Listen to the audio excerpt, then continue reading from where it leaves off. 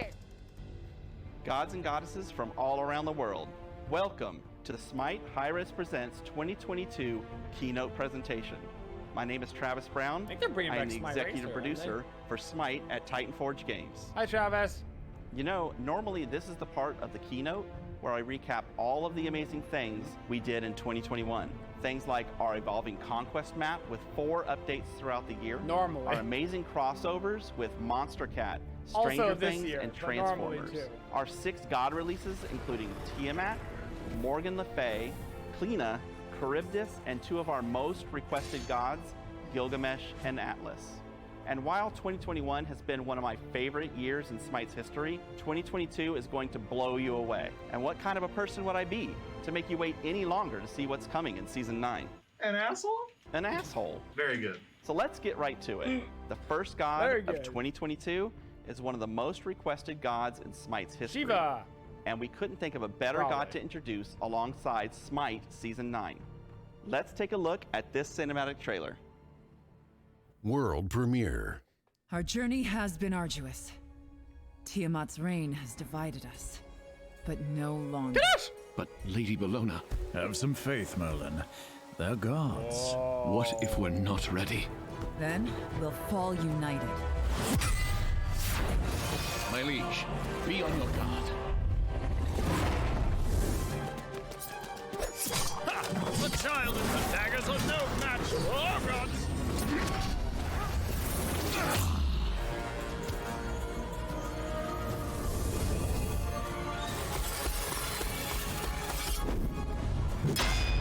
Rally here!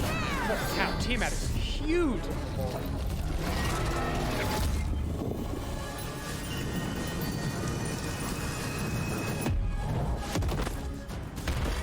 Bellona!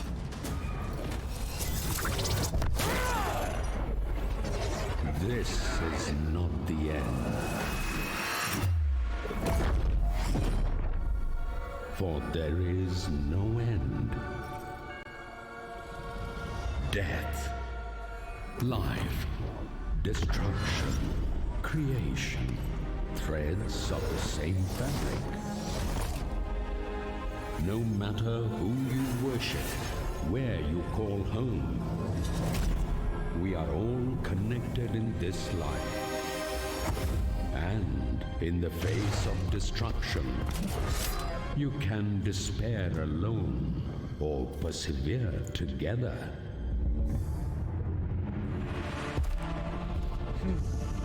This is not a world built in your image. No. It is a better one.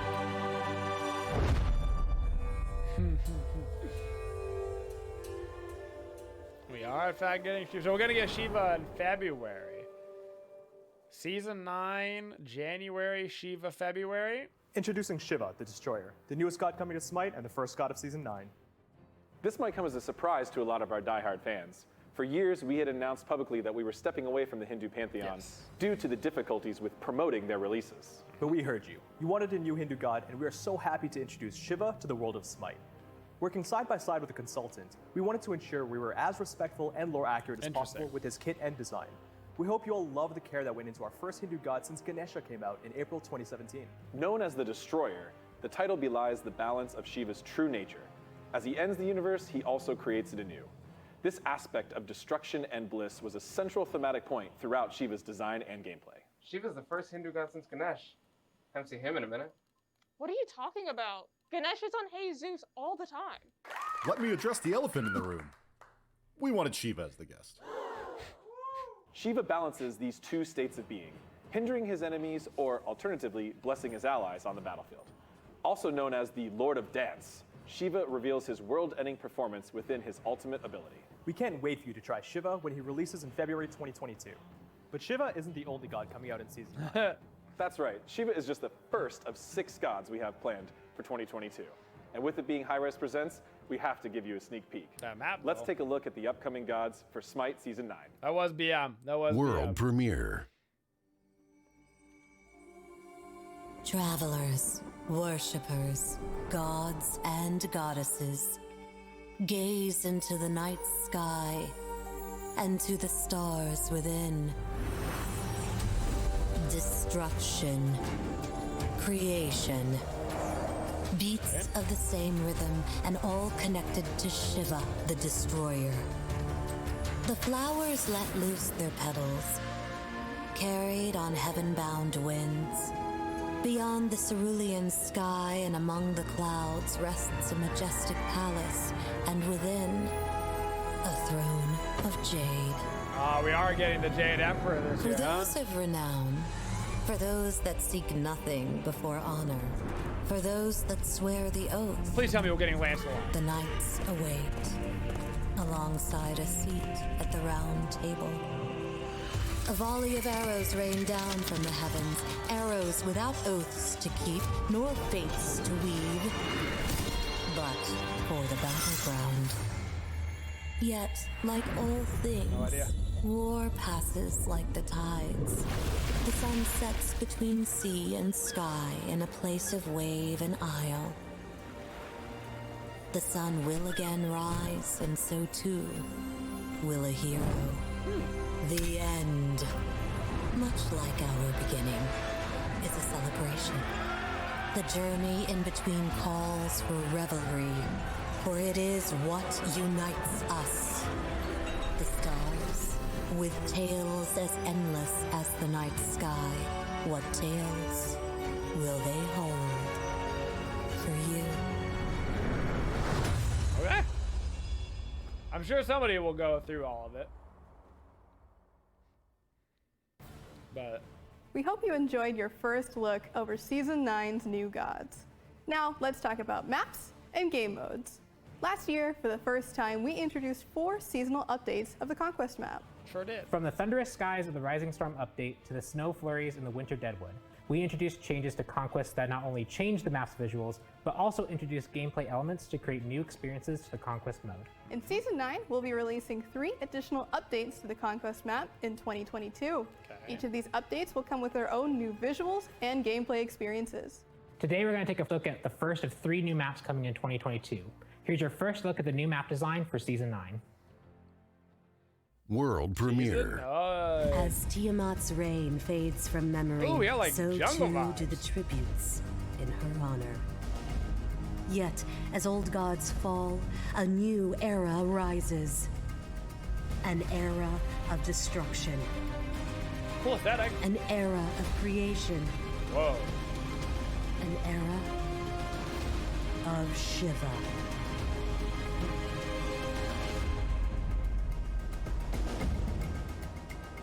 Cool aesthetic.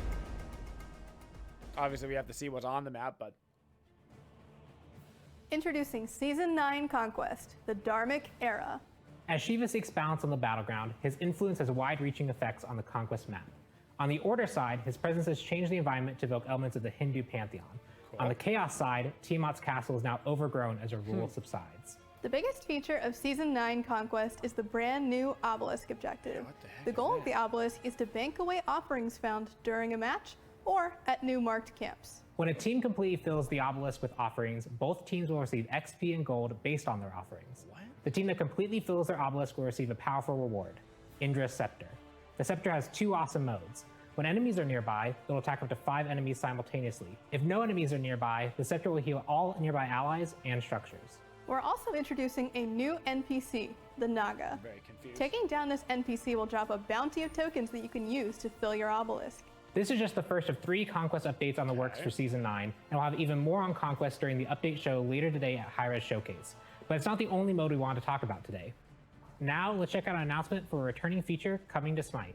We'll learn about In 2017, we introduced a couple of new game modes called Adventures. These modes included game modes you wouldn't expect in Smite. Anime-inspired horde modes, PvE dungeon crawlers, and Smite cars. Now, 5 years later, Smite adventures are returning, and while you won't be seeing cards or dungeons, the 2 adventures we're releasing this year will be brand new experiences, free for all players. I can't believe Smite adventures are back! Smite car! Smite car is not happening. I left something in my car. I'm gonna be right back. Why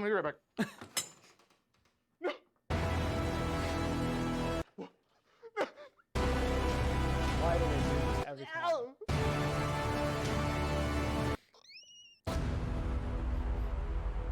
Classic. Shiva, Conquest, Season 9 gods, Adventures. This is just a taste of what we have in store for Season 9. And while not every member of Titan Forge could be at the studio today, we still have a few more announcements that the team can't wait to show you. She nailed it. Yo, I fucking nailed that. Cut to the people at home for a fast-paced announcement. That checks out. Cue the montage. This year, we're introducing a new component to our item system that we are calling Glyphs. 5 chosen items will now have a glyph slot available, which will allow you to add additional passive effects to the items in your build. We talked about like this. Calamitous Rod of Tahuti's glyph, which calls down a meteor when you successfully hit an enemy god. That's not all. We're also giving the Relic System a major overhaul, with all relics getting 2 new Tier 3 upgrades. One, which is more in line with the relic's identity, and another one that adds something fresh.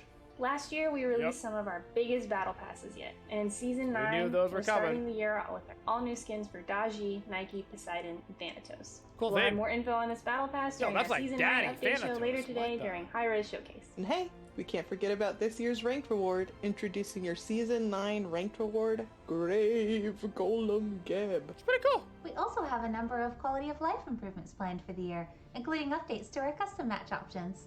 We'll be introducing QOL features throughout the year, so watch the official Smite blog on smitegame.com for more updates. Cool. And finally, this year saw some of Smite's biggest crossovers so far, and we'll have more amazing ones in 2022. We don't have anything ready to announce just yet, but instead, please accept Odin as a hot dog. I assure you, this is real. Well, well, well. Please accept. Look who's back. Odin as With a the hot vengeance. dog is Isaiah, certainly one where way to have you do been? it. I had a B plot that was cut for time. Classic. You're up next, dude. Get on stage. Time to go hard or Die hard.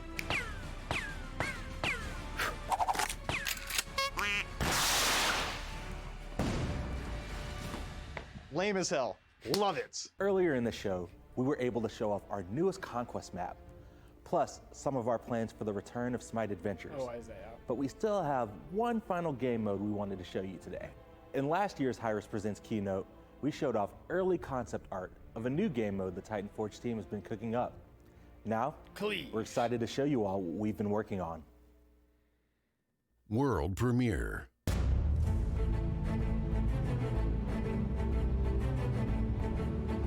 This was supposed to come out like a year ago, by the way.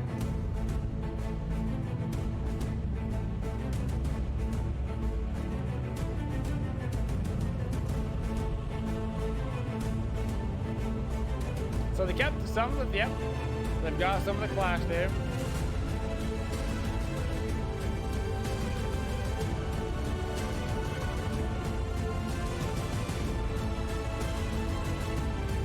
Everybody wave goodbye to your Clash and your Siege. It's going away.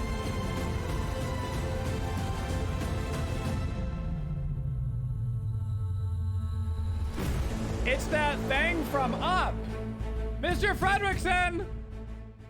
It got out again! Introducing the newest Smite game mode, Cleage. Slash! Oh, that's way better. It's Introducing the Cleage! newest Smite They're game memeing mode, me! Slash. This mode incorporates our favorite I just elements got of Siege, memed! like a They summonable know! NPC and the 5v5 teams of Clash on an all-new map inspired by the Maya and Egyptian pantheons. This map is designed to allow for more team fights with more meaningful objectives and lanes spread across the map. And the best part is, every Smite player can queue up and play Slash for free when it launches with Smite Season 9 this January. We'll have Slash available to play on PTS later today on PC, following the Season 9 update show.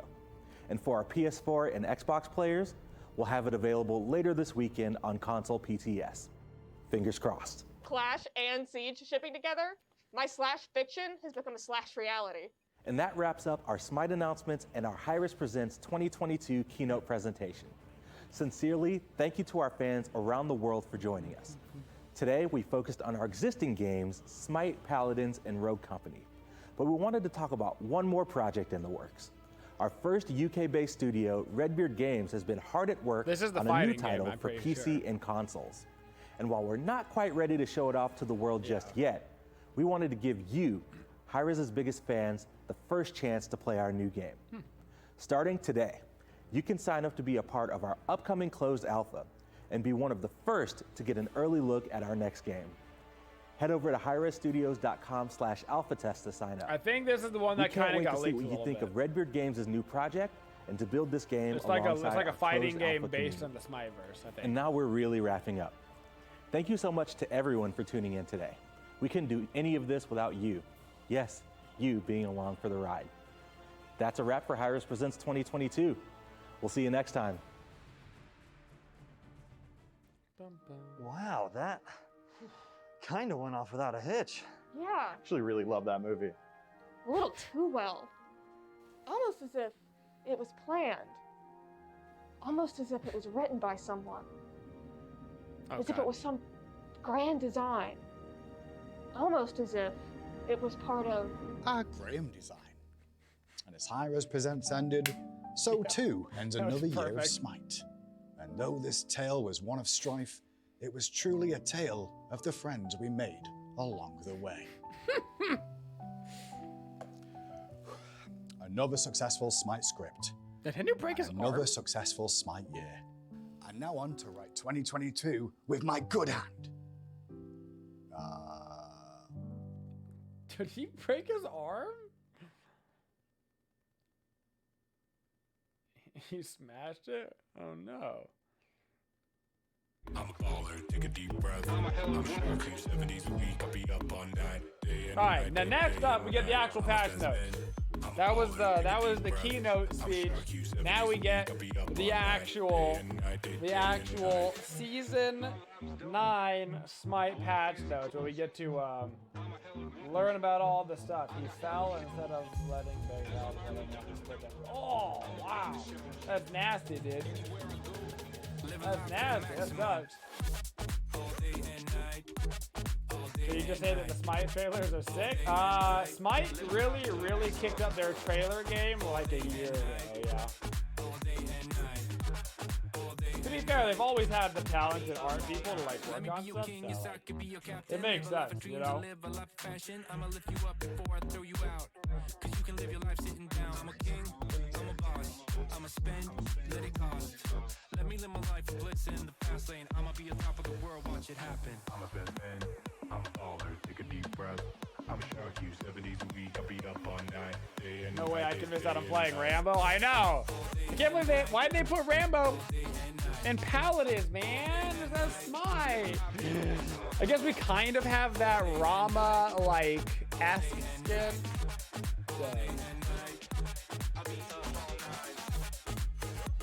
What's up, Toxic?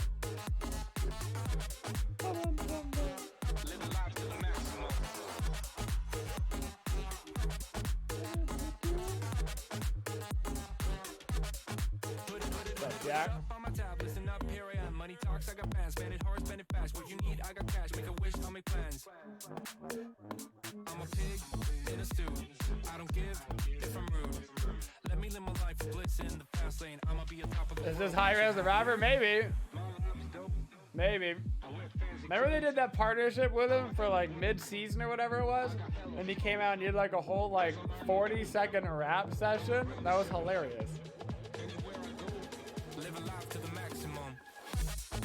Imagine naming yourself Hi-Rez the rapper and then some jackass video game company shows up and you get tweeted at all day about unbanning your account for the rest of your life.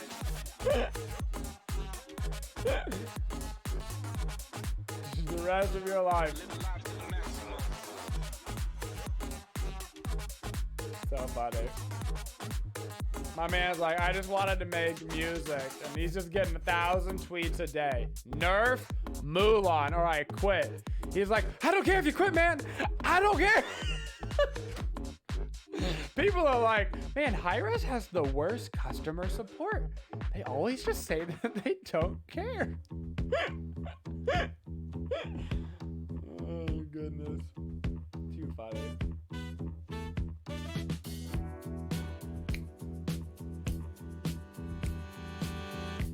He's losing hair over it.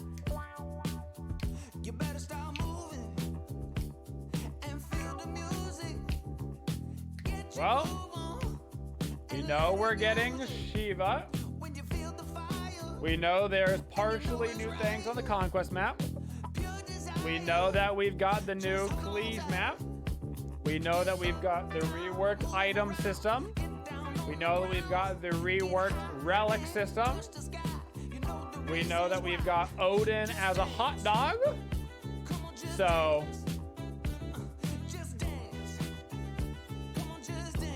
we're off to a pretty good start on season 9, gotta say. Odin as a hot dog counts.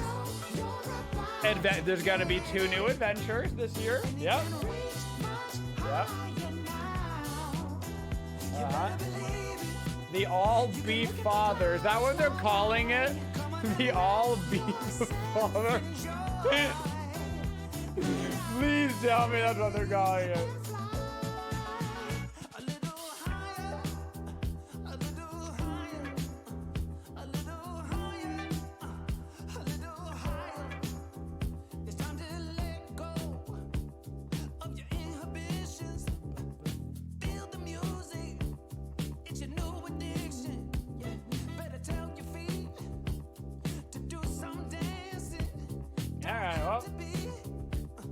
They do, I expect a check Hi-Rez for you. Good. I can't believe they added my cliche.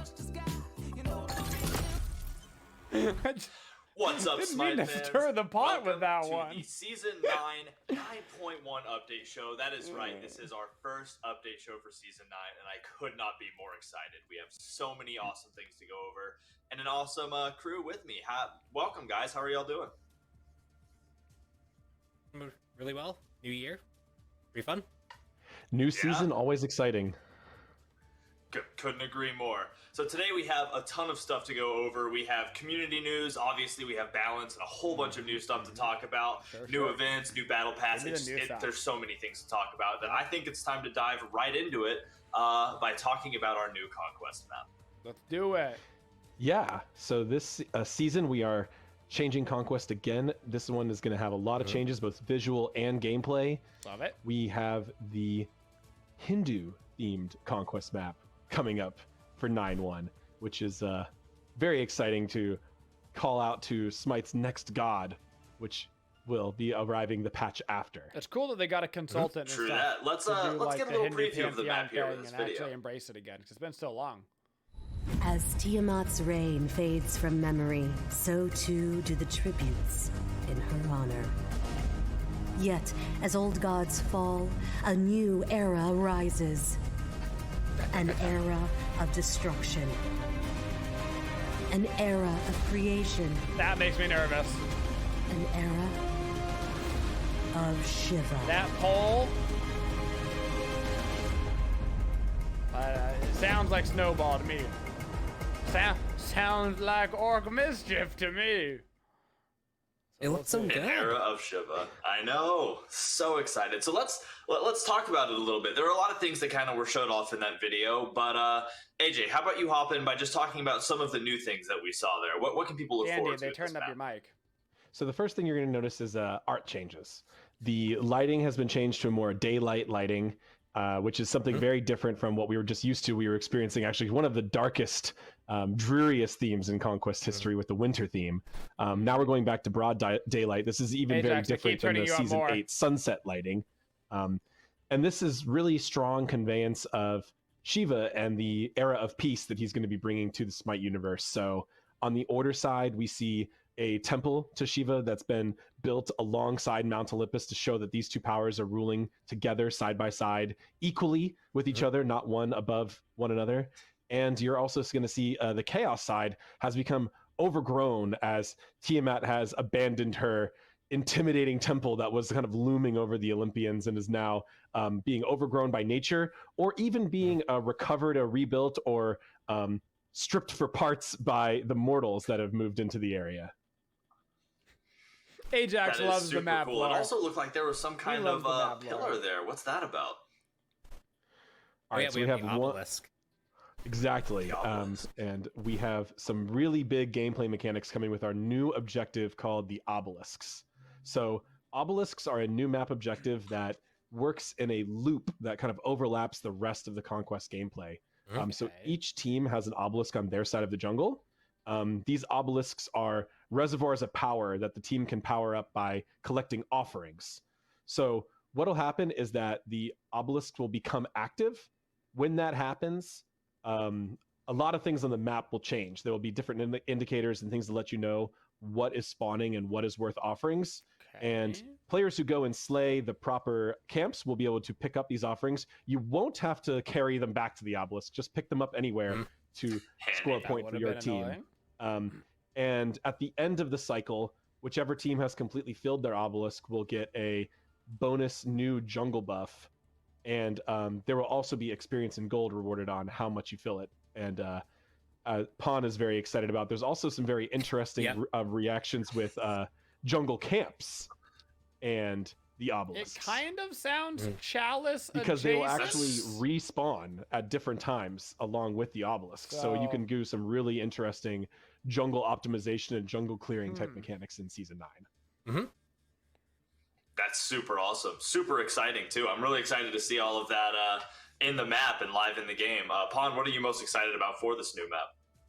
I mean, for the new map, obviously the art style, but also the reward for the obelisk, the scepter. I think that's the thing that's going to be really, really cool for people to play with. Awesome. I'm excited to see that in game. So next up, we're going to be talking about some of the new features that we're bringing to the battleground beyond just the new map changes. We'll have to get more and the next few features are going to actually be an upgrade to our relic system that involves a bunch of awesome new relics. And this will I change have the some game new a team ton. members here to talk with me about that. Branching so let's get right into it. actives is a The big new relic deal. system is going to involve some really cool new branching trees for all of the relics. Tier 3s for pretty much everything that exists, and just so many changes. So let's get right into it. I now have Clumsy here with me and AJ. Clumsy, how are you? I'm doing well. Really excited to get into Season 9. Awesome. Super excited for it. So let's start talking about this new relic system. What's going on? What's going to happen with it?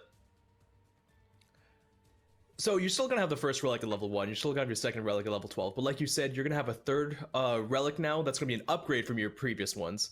You'll have your tier 1, which is still going to be free. You're going to have your tier 2, which is now going to be a reduced cost of 300 gold. And then your tier 3 options, which are going to be 800 gold. They are not going to be level restricted to be able to purchase and upgrade through them. You'll be able to upgrade from tier 1 to tier 3 just based on that cost. Okay. That's tier 3 relic awesome. upgrades. Interesting. It's crazy. And I've heard that some of them are pretty wild. I've heard that the way it works is there's some that maybe fall more in line with the base relic itself, and some that kind of spice it up a little more. Yeah. So are there any of them that you want to talk about? I'm gonna go cover Ajax real quick. Yeah, absolutely. We can spoil. I mean, the patch notes are gonna be out. We might as well get through a few more of these. So we talked about, we had a little spoiler online of Temporal Beads is coming back to an extent. So we've got one of the upgrades for bee purification beads is gonna be, you are obviously gonna get the CC cleanse, but you're now gonna be reducing your active cooldowns by 3 seconds on use. So that's coming back into the game. It's really exciting. I'm excited for Very exciting. Another one. So actually, there is one change coming with the relic, is that there's one relic that's going to be removed from the list, and that's going to be Phantom. And instead, we're going to be bringing the Phantom effect into Magic Shell's upgrade. So we're going to have Phantom Shell, which basically is kind of what you'd assume. You'd be able to use the Magic Shell effect, and you'd also be gaining the 50% reduced damage from basic attacks, as well as allowing you to you and your allies to phase through player and player-made walls during that time. Phantom Shell. So with all of these new relics, we have like some big changes like Phantom Shell. We have some relics that are being cut, a lot of balance changes, a lot of adjustments, and then also just having 2 completely new upgrades for every relic in the game. It's quite a lot to learn. There's a long list of them to go over. So we're not going to go over everyone in real specific detail here on the show, but we encourage you all to go read the patch notes, look at the specifics for each relic, and start planning, which ones you're going to be building on which characters. Oh yeah, definitely do that. All of that's listed in the patch notes that y'all can check out right now, and it's so much. I mean, there's the amount of items there. It's going to be a read. You're going to have so many new gameplay styles you can take on, so many ways to counter your enemies late game, so many new paths you can build. It's so exciting. I'm super excited. I heard we get to go in game for one too. Let's check it out. Yeah, we have one more teaser, and we're going to show that off. All right, so which one are we looking at here? Look at the map really quick. So we're going to be looking at Drowned Ankh. So you can see something immediately different happen there. So obviously Ankh is still going to be having layout, the healing reduction effects, but you're also going to be having this pool of miasma. So when a god is healed by those abilities, they're also going to be dropping that miasma pool that deals a % health on a per tick basis. And everything that you see here is still a little bit of a temp state, so the numbers might be a little bit high, and we have some balance going on, and we're going to be using PTS too. But yeah, that's the third variation that we're showing off today. So if you get hit by Groundhog and then heal, you're actually going to be dropping damaging areas that are scattered within your own team's areas that you're going to have to watch out for and dodge if you get hit by that relic. That also refreshes the Ankh debuff itself. So yeah, that's awesome. I'm going to be picking that up in Assault. Some powerful effects. That's just a taste. There's many more relics on those patch notes that have all sorts of interesting and powerful effects. Yeah, here's a full look of all of the new relic icons. We also updated all of the relic art for the tier 1 and tier 2 relics. Is that correct, Clumsy? Yeah, meditation. Yeah, you can see also that there's a couple completely new ones, like meditation. We have a completely new artwork there. Belt of Frenzy Sundering too. Siphon we went through a lot of effort to make sure that we bring these relic upgrades into tier 3s, and we kind of bring everything to a new level for season 9. Absolutely not. Yeah, it's truly exciting, and you'll be able to again read about all of these in the update notes, what they do, and how you can best use them to start getting in and winning these games in exciting new ways. Of strength. Super excited to be able to share all of these with y'all, as well as another new addition that we're adding to the game coming with 9.1, and that's going to be a system that we are calling Glyphs. Glyphs are going to be another new addition to the base items in the game. This is very exciting. Now we have Lermy here to help us talk about these glyphs. How are you, Lermy? More customization is good. Lermy! We can't hear you. It seems that they can hear her. All right, that was excellent and very quiet as well. Okay. No, but so while we're working on this, are you good? Lermy? Nope. Well, here, how about Clumsy? How about we go ahead and talk about these glyphs? So it's apparently a tier 4 for certain regular items. How's that working? Yeah, that's exactly true. So we have kind of like Relic Upgrades. We've got branching tier 4 alternatives now for 5 specific items that we're going to be bringing forward into the game. And so the big difference between glyphs and just what tier 4 items are is that the glyphs will not be bringing increased stats to these items. It's really just going to be an additional passive effect. And we're going to be seeing 2 different ways that we're going to be utilizing that in Season 9. Ooh, that's super exciting. So, let's get into some of these, right? Because I assume that this is going to be a way, again, to help diversify these late game builds, to help you decide on how you can counter the enemy team based on what their build is looking like. And again, as you get late game, sometimes you're like, all right, well, I already have my full build. How can I counter what I'm facing? How can I turn this around? And I assume this is going to help people with being able to add those additional effects and select those to either help bridge the gap in a game that you might be behind in, or maybe further your lead in the game you're dominating in. Is that right?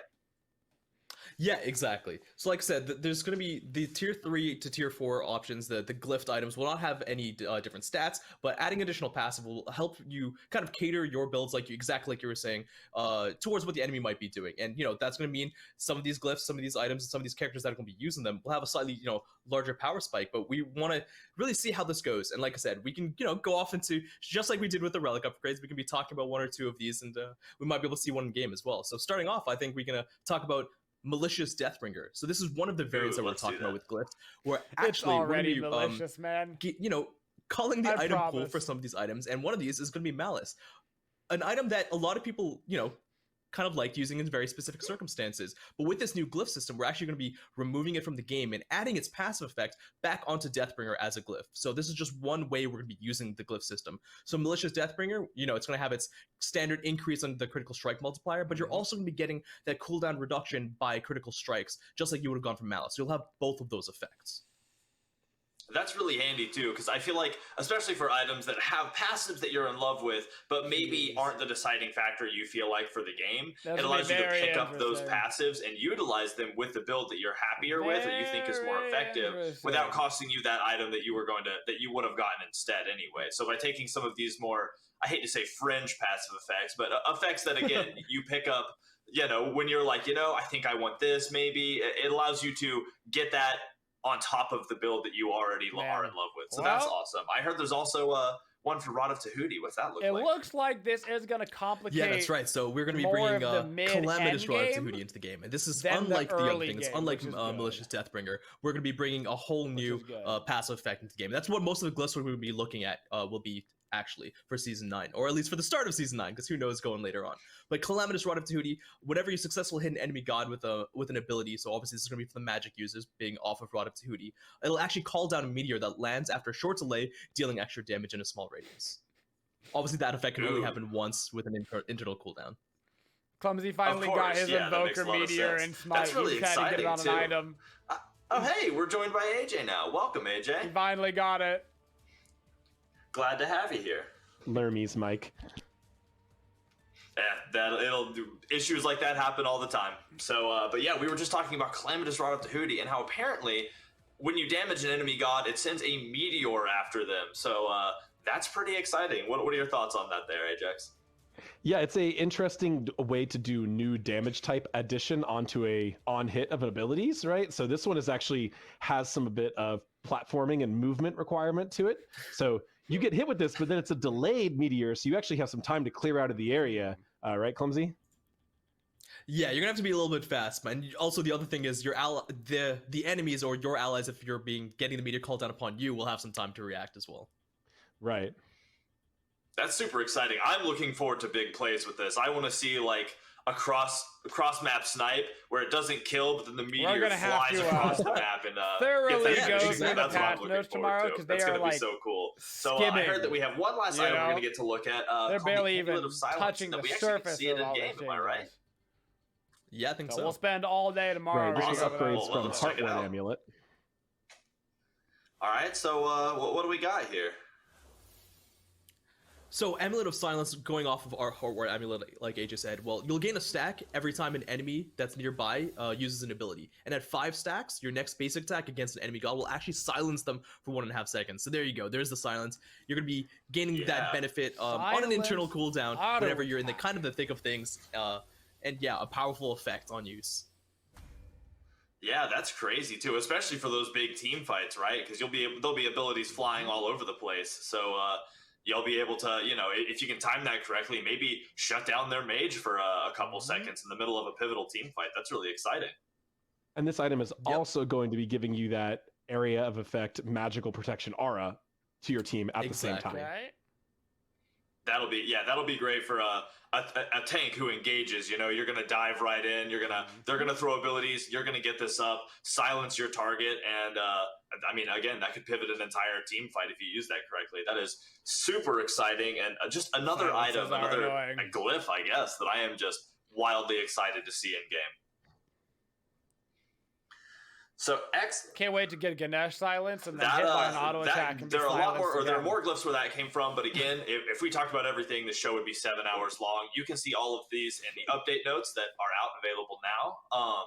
But now we're going to move on to item balance, and part of item balance is going to be some critical strike changes. So welcome back, Lermy, and welcome, Pond. And glad to have you. Glad to hear you, too. They are changing crit, so let's get into critical strike changes. They're doing Lermy, you're here. You're talking. What's going on with crit? Oh, man. So we are changing quite a lot about crit. We're changing the actual algorithm of how crits work itself. So instead of being fully random, now we're going to a sort of pseudo-random algorithm, which will allow us to have a little bit more consistency over when we crit and when we don't crit. And so to kind of accomplish that, the algorithm is changed internally, but also the actual crit damage multiplier is changed to make it just a little bit less good. Because overall, you will feel like the crit streaks happen a little bit, maybe less, but they're more consistent, right? So when you see them, you know exactly when it's going to happen, and when you're missing, you're not missing forever. Yep. When you flip a coin 6 times and you get 6 heads in a row, it feels wrong, right? Even though when you flip a coin 100 times, you might get 6 in a row. That could be perfectly common.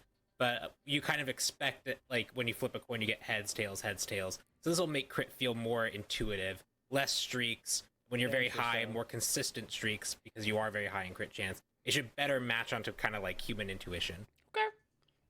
I could be down with this. Wild. I don't know what to say to that. Crit is one of those things where it can be hard to deal with. So being able to make it feel more intuitive is incredible, and I'm excited to see it.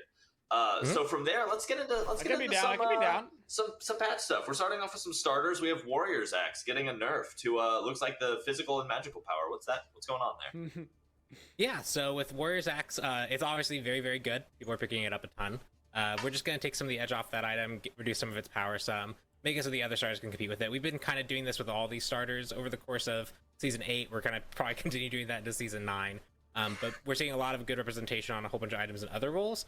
Solo lanes have kind of narrowed down still on Warrior's Axe, so we're just tweaking that to try and find a better balance. Warrior's Axe.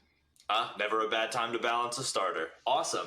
Looks like the next one is Bluestone Buff getting a gold decrease. Let's what's going on? Why, Lermy? King Arthur's everywhere. Yeah, kind of the same idea. So for solo lane, we saw a lot of Warrior's Axe, and thankfully the past changes to Sigil have actually seen some play across the board. So we'd love to see that. But Bluestone is kind of the one item that seems to be a little bit further away in play count. So we wanted to just make it a little bit more accessible, but not too accessible that it gets more time in Hunter and even mid occasionally. So we want to just make sure that this is still solo lane oriented, but again more gold accessible. Bluestone, 650 for awesome. Tier 1 Sounds mace, good. I'm sure we'll be seeing more of that. Next up, Sear of the Jungle has a buff. Looks like a buff to protections, amount of damage to jungle monsters.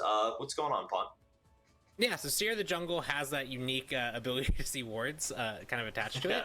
And that's one that we were kind of actually really afraid of when we first put it in the game, but we've seen now that that's something that could, because of the game, and be pretty healthy. We're just going to make that upgrade compete better with all the other upgrade choices. So extra procs, more damage to jungle monsters, and 30 seconds to actually utilize that buff duration. It's going to be pretty impactful. Yeah, sounds like it. I'm sure that jungle roamers are going to enjoy that, getting their ward clear. So we also have looks like protection of the jungle buff is getting an upgrade to the physical power. What's going on there, Lermy? Yeah, so what we've been seeing a lot in the SPL is that people are picking up Eye of the Jungle, which it hasn't been like that for a while, so it's awesome to see a new jungle item take control. However, what isn't so great is seeing them sell Eye of the Jungle at the end of the game. So what we wanted to do is kind of give a little bit more power to both of the upgrades, a little bit more to Sear, because Sear, of course, basically never got picked up, but we still want them to upgrade Eye of the Jungle at the end of the game. So hopefully this gives a little more incentive to pick up this really awesome item. They're bagging. Awesome. I'm sure it will. Nothing wrong with a little power bump. Next up, looks like Tainted Steel is getting a buff. Again, just a cost reduction. We're taking 50 coins off. Why are we doing that, Pawn? Yeah, it's just a neutral starter item. It's kind of a counter matchup for especially healers, especially like in a solo lane matchup. We've seen some cheeky play elsewhere, but that's where it's mainly used. And so making it so that you have an extra potion when you start with it is going to be pretty impactful. With the Warrior's Axe nerf, I mean, it's not. Yeah, never bad to hit lane with more pots. So that does it for the starters. Looks like we're moving on to regular items now, starting with Mystical Mail, getting kind of a nerf. Looks like a decreased damage aura. And a little bit more. What's going on? Yeah, so Mystical Mail has been very prevalent as a really good option to help proc the Warrior's Axe. And since Warrior's Axe has been so dominant, and this item helps you to clear a lot, we just don't want that to be as viable anymore as just like an item to freely clear the wave. So because of that, we're taking down that aura damage, so that little proc that you get every single time that Mystical Mail goes off. It's just getting the damage decreased a little bit because we want it to be a little bit less of a crutch when it comes to your lane clear, and we want it to be a little more give and take. If you want that extra damage, you're going to have to give up a little more for that now. Well, I mean, I'm happy to see it. I'm kind of tired of getting run down and having Mystical Mail get that final tick. I'm like, oh, I made it away, and then just right out from under me. So next up, it looks like Pridwin also getting a nerf to the shielding. Looks like the percentage is going down a little bit. So why is that? Pridwin again. Yeah, Pridwin is just very effective. It gives you a lot of procs. It is very effective. Reduction, gives you powerful trigger effect on your ultimate usage, and that potency has seen it be commonly used. We're just going to take the edge off that shield, make it so that when players engage against you, you have a little bit more risk of dying. It's less protections. It's still a good item. Fair enough. Awesome. Next up is Bulwark of Hope, getting a little bit of a nerf. Again, looks like a little bit of a decreased shield thing going on. So what's happening there, Lemmy? Yeah, we do have a little bit of a common theme in these balance notes that we're trying to tone down the effectiveness of shields and shielding items. So this is just another one of those shielding items that we've been seeing getting picked up a little bit more frequently than we'd like. After Bulwark got its soft rework over the past couple of patches, we've been delighted with how it's been performing, but it's time to tone it down just a little bit. Fair enough. Fair enough. So next up, looking like Telkine's Ring getting a nerf as well. Magical power dropping by 10. Why is that happening, Pong? Lermy was actually a bit more involved in this change, so she would probably be better to ask for. All right, lay it on me, Lermy. It's kind of a weird change. So we're actually seeing a bit of a strange conundrum right now in Conquest where magical ADCs are kind of doing a lot of the work that mages are. So instead of really like true central mages, we're seeing a lot of magical ADCs, whether that be Freya, Sol, even a little bit of Kronos here and there. Oleron also is another character that gets a lot of play. But really, we have a couple of items that are coming up to make mages in general better. So we just want to make sure that those characters that are already strong in the magical ADCs are not too strong. So even though we are taking off power here, there's power in other items that will be making them feel a lot better as well.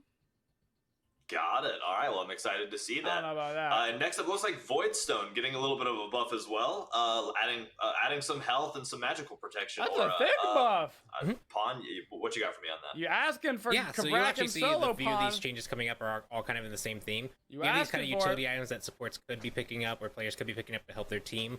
In this case, Voidstone bringing that magical protection reduction to your team. And they're just not quite as effective as they can be. So with Voidstone, we're going to be increasing its health, so it's a bit more tanky. You're bulkier when you pick this up, and you're going to be helping your mages out a bit more when you have that magic protection or a debuff from Voidstone. They playing around. Super handy. Great for those engaged tanks for sure. Making sure you get in there and get your mages being super hurtful, I guess. Next up, we have Emperor's Armor getting a buff as well. Increased health and increased tower attack speed buff. So this is a fun one. I actually am really excited for this change because not only is Emperor's Armor getting a little bit of a stat buff, it is getting that extra bit of passive power as well from the defensive buff. We decided not to buff the offensive tower effect because, you know, tower diving is still pretty common in Smite. We feel like that this item kind of enables that a little bit more, and we feel like the better experience is to really win those tower defenses rather than to overwhelmingly stomp a tower siege. So this effect is going to make your tower Phoenix, whatever it might be, it's going to literally be shooting rapid fire. Okay, maybe not, but you know what I mean. It's going to be feeling significantly faster. And hopefully that defensive effect comes through and you get to feel it in your games. Super exciting. Hey, love to have the tower be more of a teammate, so always happy to see that it wants to defend itself as much as I want to defend it. Next up, we have Jade Emperor's Crown, and it looks like we're getting some increased health and a little bit of increased physical power or a debuff. What's going on there, Pawn? Yep, same as the other two. It's kind of this aura utility item you can pick up to help your team out. It wasn't quite as effective. It's getting the extra health to help you feel like a tank when you pick it up. And the extra power debuff is going to feel more impactful when you pick it up. So now if you're trying to defend your mages from like a backline diver, you can stay near them and really help them out and trying to survive. Awesome. Blackthorn Hammer getting kind of a stat rework. Looks like we're switching it around a little bit. There's a couple different things here. Lermy, dive into it for me. Yes, this one is actually super interesting, and I'm really excited to go into the details of how this works. But basically, we are moving Blackthorn Hammer off of the Shillelagh tree and sending it over to the Heavy Hammer side of things. And that allows us to kind of shift around the stats. And so you can see that it's still the same price, has a little bit less power, and now has protections on it, as well as a little bit less health. But the biggest key here is that this change to Blackthorn allows it to be the more defensive hammer. We see a lot of these hammers are really based around health, but this is the only one that's going to have prots on it.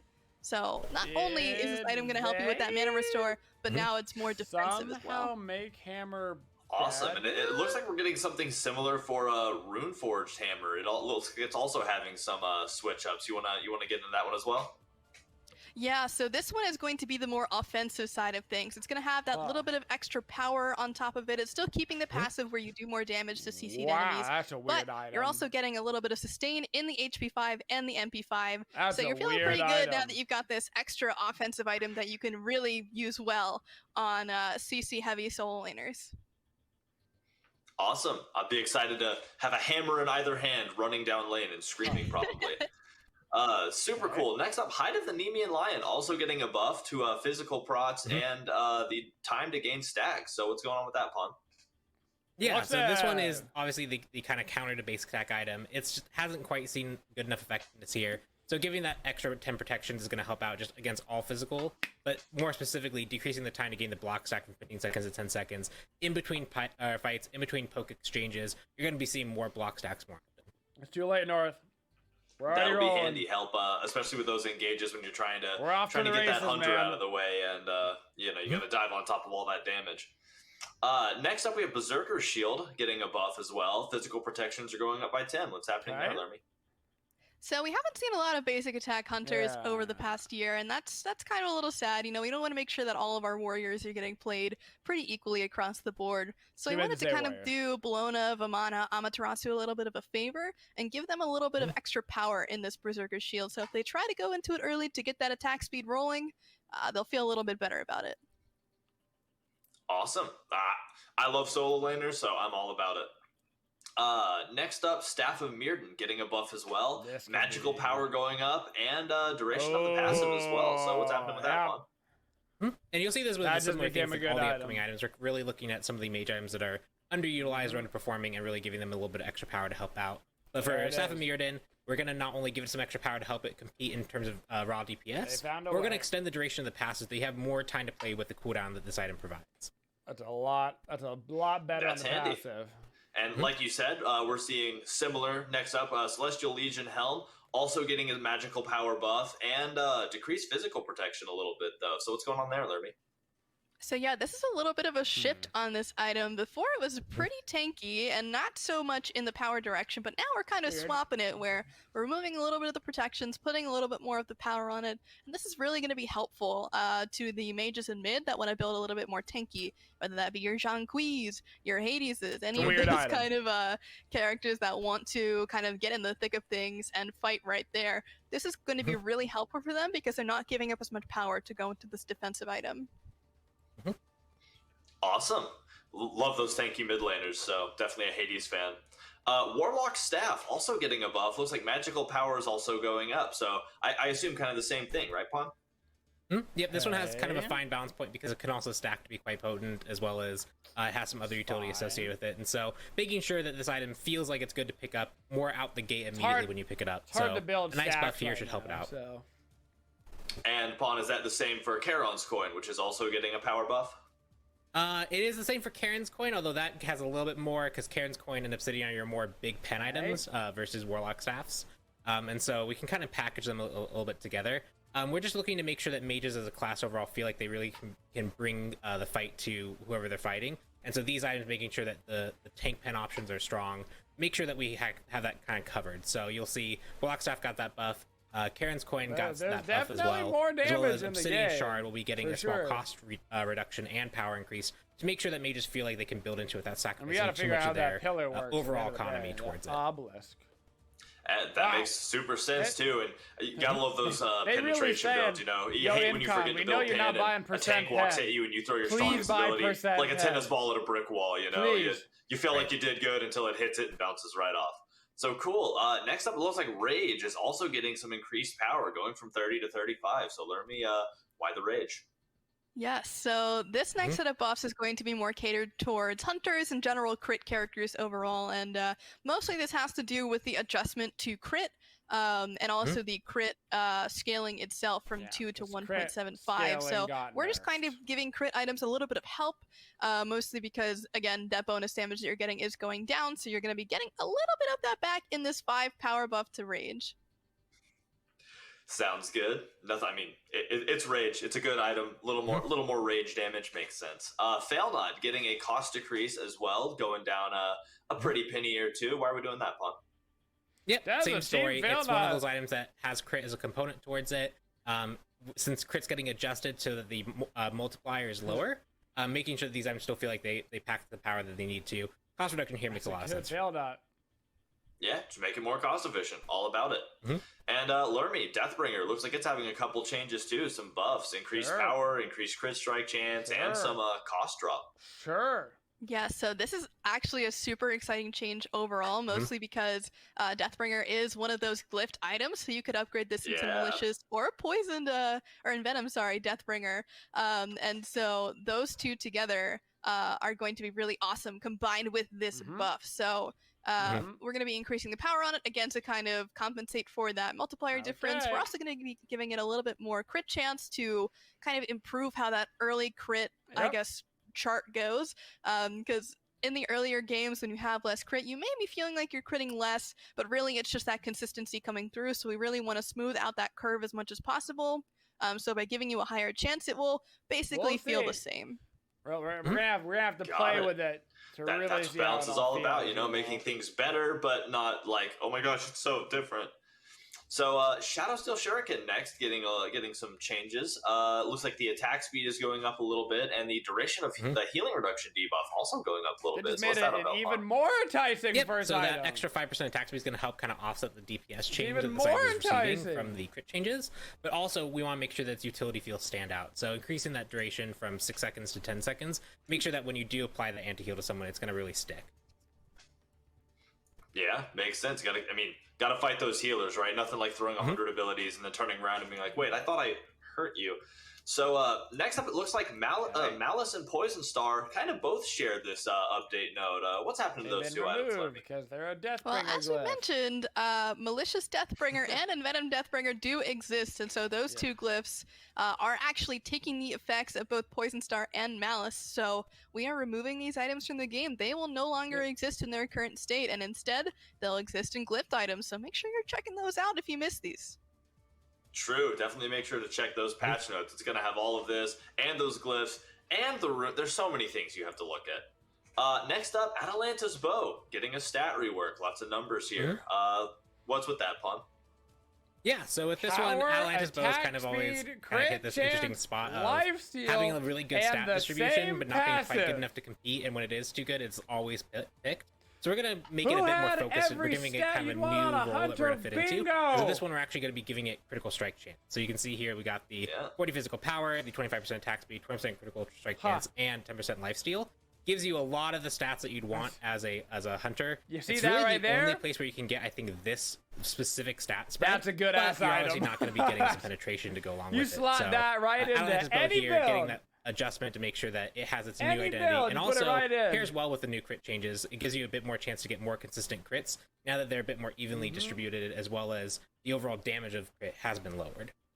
Yeah, that's an especially important thing to point out, is that we did remove 2 crit items, so I wanted to make sure that you still felt like you had good options to choose for whichever crit item you wanted to go. So that's why we decided to cut the penetration, put on some crit, give you another option in terms of that crit tree, because there are a ton of pen options already. We wanted to make sure that both sides felt equally valued. Okay.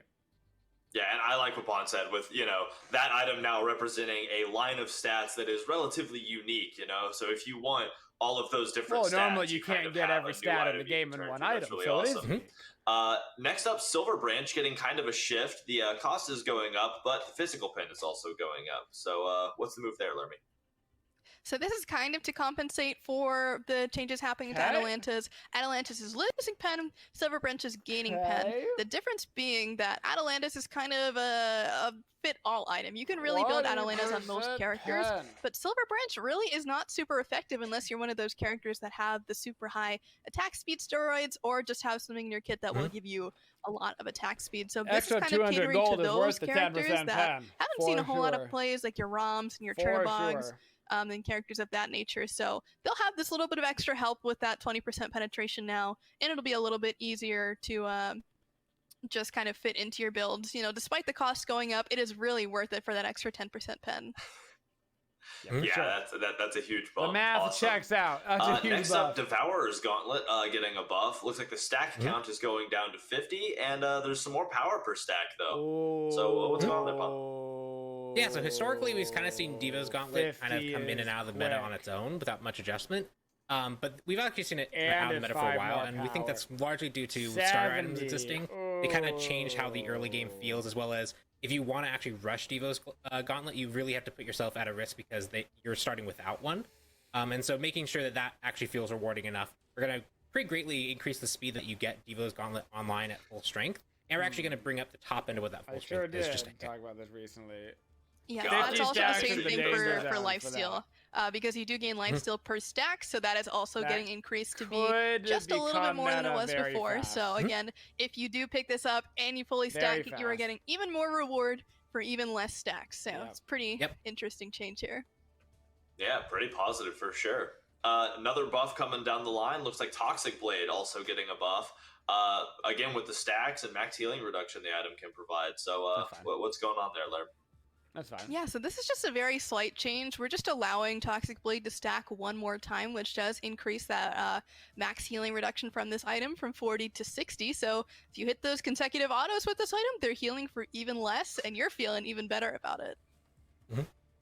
Sounds like a win-win-win. All you gotta do is land those autos. So something that I'll never be able to see. 60%. Yeah, healers have been getting Hydra's slapped, Lament dude. also getting a shift. Increased cost a little bit, but it now has pen. What's going on, Paul? Yep. That's a pretty exciting change for anyone who wants to utilize their basic attacks in between their abilities and they want that little extra pen. Okay. I can imagine a lot of assassins Remember are like, earlier oh, man, when we it's gonna be talked really about how 200 gold for 10% physical Yeah, personally, pen is I a love good playing trade? the characters with the auto attack 150 cancel, gold so for now 10 that this is pen. like actually Even a viable better item trade. instead of just being really good against squishies. Even I better. am so excited to try it out. Oh yeah, landing as Giving me Phantasm more with the reasons. auto cancel, it's gonna be really good. Oh yeah. As if I needed to be more afraid of assassins ganking me. So cool. Looking forward to it. Feel like we're at an Golden auction. Blade also getting a buff. Hey, 200, Physical 200, power 200, and attack 150, speed. 150, Lerby, what's going on? Ooh, golden blade So we've buffs. been missing a couple of these auto attack assassins from the jungle. We did see a little bit more Merc. We've seen some Kali here and there, and the boy boxer is still kind of MIA. But hopefully these couple of changes coming up, we'll see a little bit of help for them. So a little bit more power, a little bit more attack speed. This item is kind of a crutch more or less to help you clear and help you kind of keep up with everyone That will else, be a because big ability, deal if they're buffing junglers tend to other be a little bit better in the auto-attack early items. game, whereas attack speed junglers are really solid in I the have late the game jungle plus if they get golden there. blade. And that's the problem, right? So making it a little bit easier to kind of path from that early game to the late game with these extra little bit of stats will hopefully increase your chances of getting to a really solid spot with plenty of those auto attack assassins. Awesome. I'm looking forward to it. Mercury was one of the guys that got me into this game, so I'm excited to see those fists deal a little more damage. Next up, we have Soul Eater getting a buff as well. Looks like increased physical power going up by 5. What's going on there, Pop?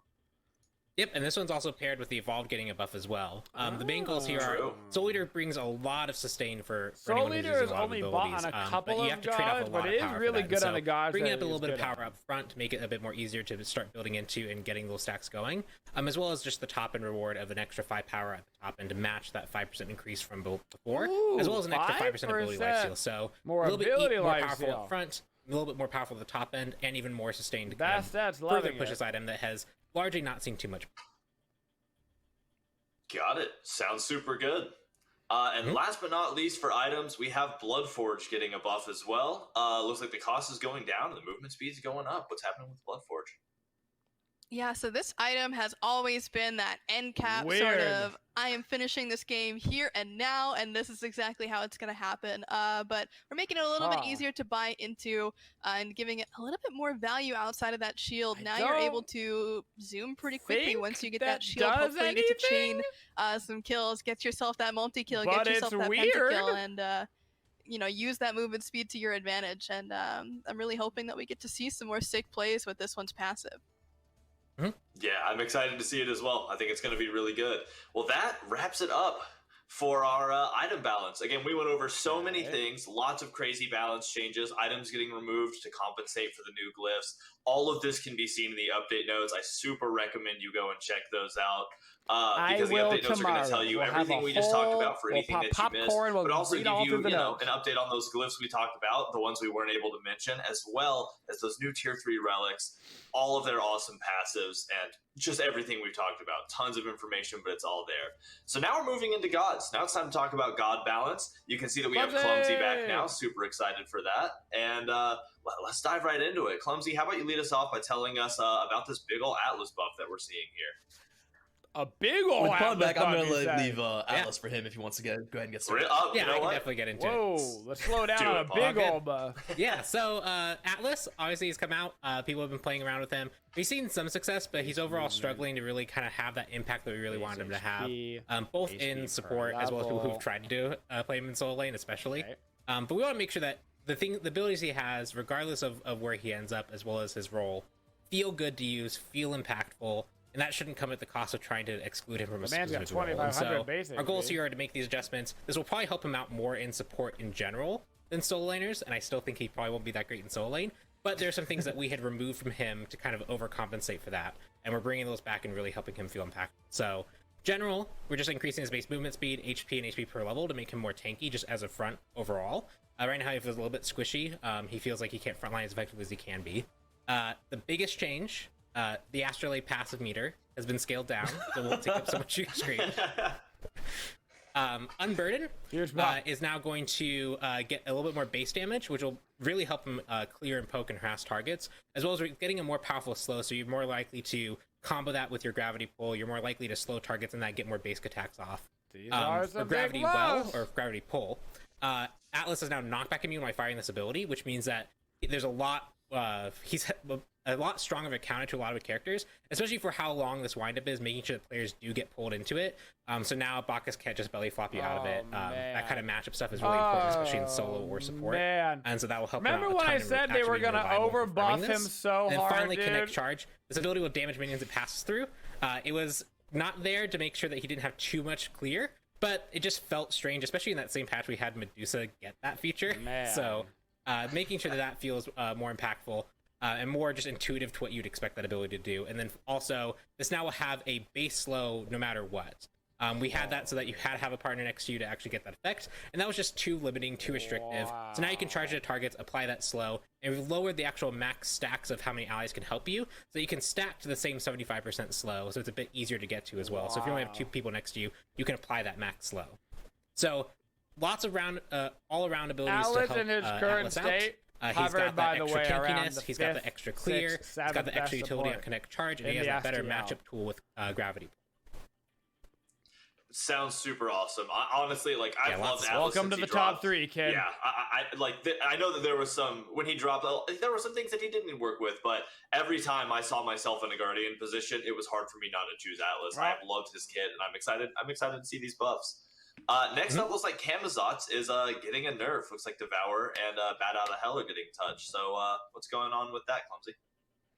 Yeah, a lot of the nerfs we have coming up are, still being catered off of the SWC and the qualifiers that we had previously played. We think with 9.1 coming up, this patch is going to be pretty crazy with a lot of things, but, these gods specifically might have been ones that needed extra love, or, well, in there's this no case, way to maybe a tell little bit how the less extra balancing love. is gonna go So with all the Camazot's items sustain and was all obviously a the little bit changes. too There's high. no We did the changes with his ulti previously, which increased the quality of life on that one. It was definitely, felt as a buff, so we're going to be decreasing, increasing the cooldown on that one, decreasing the damage to make it a little bit less painful when he does get it off successfully. I like the increase. Awesome. Oh, not awesome because I love Camazotz, but awesome for people who don't like Camazotz. So, cool beans. Next up, Soul getting so a nerf good as now. well. Looks like Radiance and Disapparate. I can never say that one right. Fawn, I'll leave that to you. Disapparate. Yep. So we have Soul just being pretty powerful, just a potent mage ADC, kind of hybrid mage.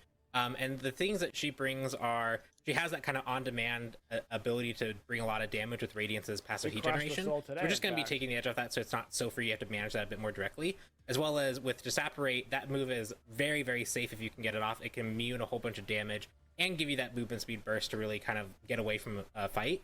We're going to be increasing the cooldown so that happens a bit less often, as well as we're decreasing the movement speed so you're not able to move as freely with She that was by far the best magical. Sounds good to me. Like, Securing kills on ADC Soul in has the always been STL hard, so maybe I'll be able to do it now. Bastet coming up next, also getting a nerf to Razor Whip and Huntress of Bast. What's happening with that, Clumsy? So we obviously had the best Additional audio passive, cues, rework, thank and God. she released very, very strong. But notes to that as well is that Bastet pre-change was also actually a pretty strong god with a lot of damage, and that's kind of the thing with the ulti rework. We didn't want to just nerf other parts of her kit immediately, but now is about that time. So decreasing the damage off of Razor Whip just made sense because it actually just does a whole lot of damage, and then increasing the cooldown. We already did that once for the ultimate, but we're definitely seeing people get affected by it quite a lot, and we're gonna be increasing it once again, but scaling down to that same 90 seconds at max rank. Awesome. It sounds like we're talking about nerfing the cat. I feel like I hear a cat complaining now, so we should probably move on before we cause too much trouble. Yeah. So next up, Odin also getting a nerf. Looks like Lunge is getting a bit of a revert, as well as Raven Shout. So what's going on with that, Fawn? Yeah, Odin just he's been a very popular pick. He brings a lot of utility to his team and just kind of consistent damage, safety, frontline capability, as well as that ultimate that can really punish certain team compositions. He's been kind of on a fine bouncing point of us having to softly revert a few things that we've done over the last year and a half or so, right? It's about when we reworked him. Time flies. It's actually really hard to like timeline put it. But yeah, this is just one of those things that we had given him to really help him out. He now thinks he's a bit too potent what he's doing, so we're going to take away that by reverting the cooldown change we had. So that's going to take him a second longer to lunge in or get a shield up, which matters over the long course of a whole game. Oh yeah, for sure. Those 1 seconds definitely do build up. So next up, Nike getting a nerf as well. Sentinel of Zeus getting touched. What's going on there, Clumsy?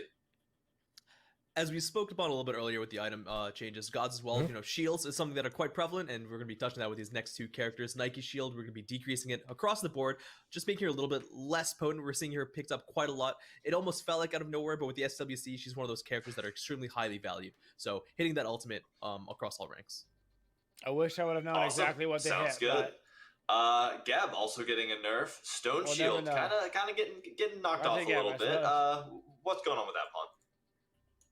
Yep, a very similar story here. We were looking at shields as a whole, and we're just going to be decreasing the overall scaling of that, as well as the duration, to make sure that you have to be a bit more tactful when you use it. You have to make sure that you're using it when your targets are going to be taking damage, as well as just bringing down the top end of it. Yeah, makes sense. Definitely, that's one of those. It's super great utility item. It makes sense to kind of make sure that you're using it appropriately instead of a blanket for all problems. So Arachne up next, getting a buff. Looks like Web is getting a decreased cooldown. So what's going on there, Clumsy? No. Yeah, so now that we're out of like the god nerf section, we're into the fun buffs, right? What's more fun than the Arachne buff? So yeah, a lot of these next characters are going to be things that, you know, you may not see these gods as much, or if they are there, you know, maybe they're sleeper, and we'll get into that a little bit. They got me all excited for a second. Arachne's one of those gods who, you know, when you do see her played, maybe she's played in the hands of someone who's really, really good with her, but across the board, Arachne is really not that easy to play. So Web, 16 seconds is actually quite long, so we're going to be bringing that down to 14. Fair enough. I mean, Spider likes making webs. It only makes sense. Amaterasu coming up next on the buff train. Heavenly Reflection getting a revert in the positive direction. So what's going on there, Pom? Yeah, so just Amaterasu as a whole brings a lot of interesting utility to your team, but hasn't really seen much success or play. And one thing that we had done was we lowered the damage that Heavenly Reflection did at a base, as well as fully charged, and we're just going to bring that back. We're going to make sure that this feels impactful when you just quick fire it, as well as if you do get the full charge off, it's going to really, really chunk your opponent. Like, her laning phase is so bad. Awesome. No, AJ's going to love that one. So Jormungandr up next, kind of a buff as well. Got a couple things too. His general play style, immovable and venomous haze. So let's get into it, Clumsy. Yeah, Jormungandr was very, very strong during his release time, and ever since then, you know, he's been hit with a lot of nerfs, and a little bit of items, there was a time where he was, you know, like I said, he's played quite a bit. And after all those nerfs, we've been struggling to find a really good spot with him to bring him back. You know, obviously we had the times where Guardians were in the solo lane a lot. Jormungandr, other than the arrow strat, wasn't quite seen. So we're gonna be hitting him in a couple of different places to make sure that we can bring him back, but we don't want him to be in his release state. I think that is, you know, the main fear with this large snack. So we're gonna be hitting his movement speed, giving him a little bit more of that.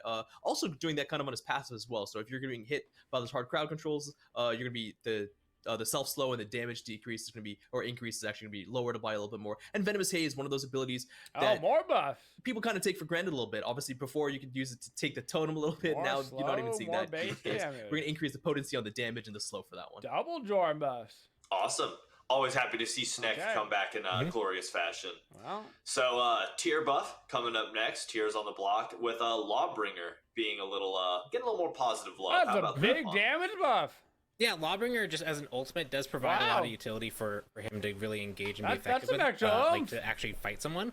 But as regards to the damage it brings, like a warrior, it's actually just very low. And so when you engage with it, if he didn't actually pick someone, he didn't really contribute too much to the team. And so making sure that feels impactful, kind of like actual rewarding enough for a warrior ultimate. So that extra damage is going to help out a lot. And then if he does follow up, he's going to be even more successful in picking a target and killing them. Awesome. Nothing wrong with seeing Tyr come into the limelight a little more, although he does scare me. Baba Yaga up next, getting a buff as well. Baba's Brew and Home Sweet Home both getting touched on. So what's going on with Baba Yaga? Ooh. Baba Yaga, even with like the stacking items being a little bit stronger, a few patches ago, especially with the Book of the Dead builds coming up. You'd think we'd see a little bit more of Baba Yaga with Book of Thoth and everything being picked up. But Baba's Brew is still one of those abilities that doesn't quite hit the wave as easily, or as strongly as you think it would, or as easily. And it's because of that we think it's going to be restricting her playstyle in the mid a little bit. So we're going to be increasing that damage just a little bit, just 10 damage across all the ranks to make sure that we don't get her too strong, but also Home Sweet Home, the ultimate. Now this is going to be interesting. We're going to be removing the self root on fire, giving her a little bit more flexibility, so hopefully making her a little bit more safe. I think Baba is already that good, sounds awesome. That'll definitely be that'll help out with getting that ult off in those tighter situations, especially those team fight situations. She's just different. So next up we got a buff for Chernunos.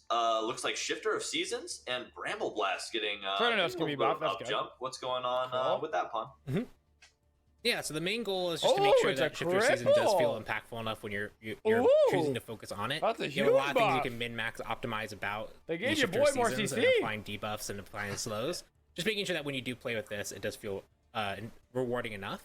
As well as I think the biggest one here is Bramble Blast. That direct hit now applying Root and Cripple instead of just Root really means that when you do hit that skill shot, you're going to be really getting that extra lockdown utility. Lets you follow up with your basic attacks really clearly. Just that extra thing that he can do to control the lane and really find a moment to really engage. That's a huge buff. Awesome. So we're moving on to Chernobog now. Chernobog getting a buff. Looks like Heart of Cold and Crystallized Curses moving forward. Yeah, so Chernobog is one of those gods where, he's doing well when we have Barracuda on him, but now Barracuda's not even playing him, so, he might need a little bit of a buff. And that's going to be coming in the form of the passive and the Crystallized Curses. The passive going to be getting a little bit of a damage increase, but the big one's going to be the Crystallized Curses. Kind of one of the abilities that people, try and use as effectively as they can, but really it's that projectile speed and the range that hold them back. And so by increasing the range a little bit and decreasing the projectile, or increasing the projectile speed and making that a little bit faster to come out, you're going to be able to be a little bit more flexible with that ability. Interesting. Awesome. Nothing wrong with a little bit of changes to scary flying guy. Smite's going to be very different, speaking of y'all. flying, Horus also getting some buffs. Looks like Updraft and Fracture getting touched as well. So let's talk about it, Pawn. Whole new world. So Horus is that kind of warrior support solo laner. That's a big increase in that He can't quite do enough utility to really bring out his support role. He can't really quite do enough damage to bring out a solo or more kill lane potential. And so we're really just looking to adjust that. So Updraft will now have additional scaling, which will just help him if he wants to build more bruisery, more tanky frontline damage. As well as the extra gust damage is going to help him clear the wave, and the cooldown reduction is going to be a big deal in regards to being able to lock down opponents, get that extra wave clear off. And then finally, Fracture, increasing the cleave damage from 190 to 220 at the top rank, is going to really help him lock down a target and bring the extra damage that might result in a kill, especially early lane. Getting that extra damage off is going to be very impactful there. Yeah, that gust damage. For sure. Gonna help that with those gust early damage game picks being to just start shifting the game right away. That's awesome. Gonna hurt for sure. Chronos coming up next, getting a buff. That's gonna be a big buff.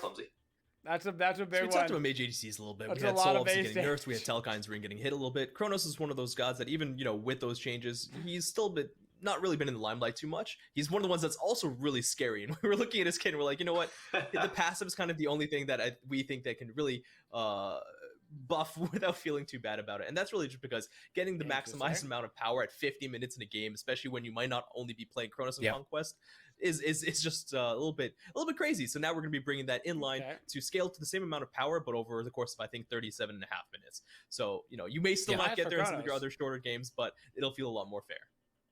That's nice. Awesome, yeah, especially on those really long games where you get to the point where it's like, all right, anything can decide to win. I'm glad that I'm able to get into this stack power.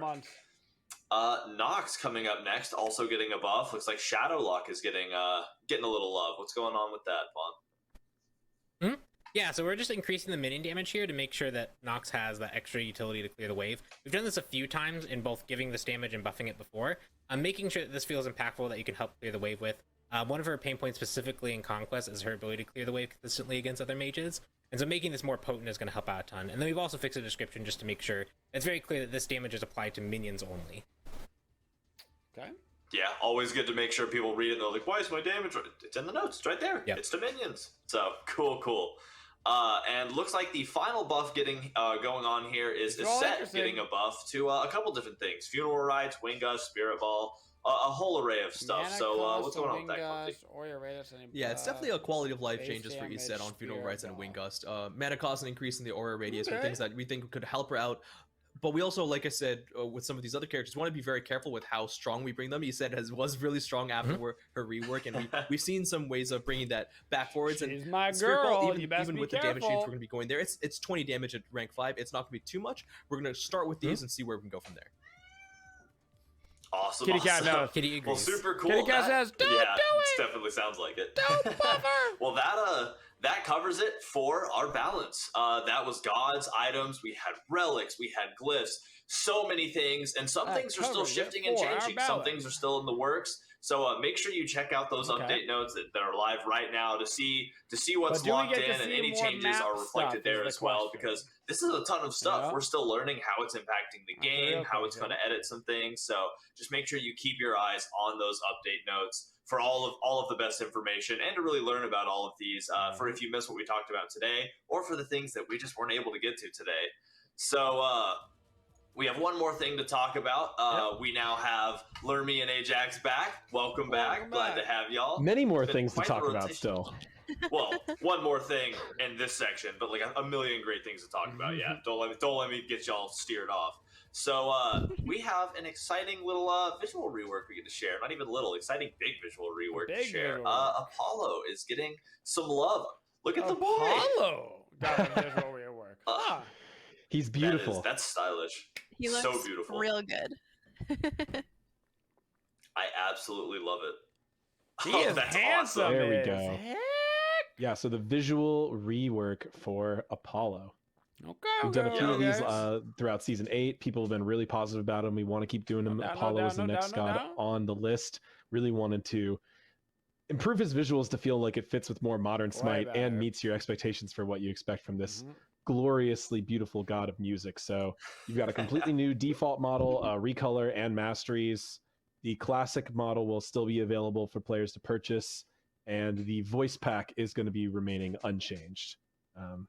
Character's not having any other kit changes, no changes to his abilities or anything like that, but there are some other animation kind of tweaks and particle effects and audio tweaks to kind of just bring Apollo into the you can hear his auto modern day attacks be a Smite. little bit different. And yeah, we're going to see some of that now in game, and it's just, what a beautiful character model. Like, absolutely love it. And as Lermy can back us up, he's hot. Oh yeah, he is. Yeah, He's hot. confirm. 10 out of 10. I'm here for it. That was a major goal with the rework for Apollo. He needs Make sure He that got a totally new when chair the news and hits- horse as well, I believe. he looks good He on also it did some too. cool new treatments Oh, with yeah. his wrist weapons, and you're also getting an additional preview of the season 9 conquest map here.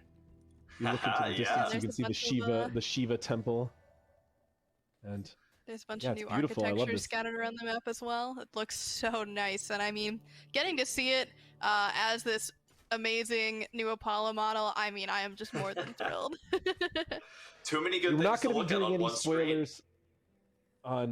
We're not going to do any spoilers on who's next to be remodeled, but we are going to keep this as a priority throughout the year. Hopefully, be getting to at least one other god. Oh, there's the recolor.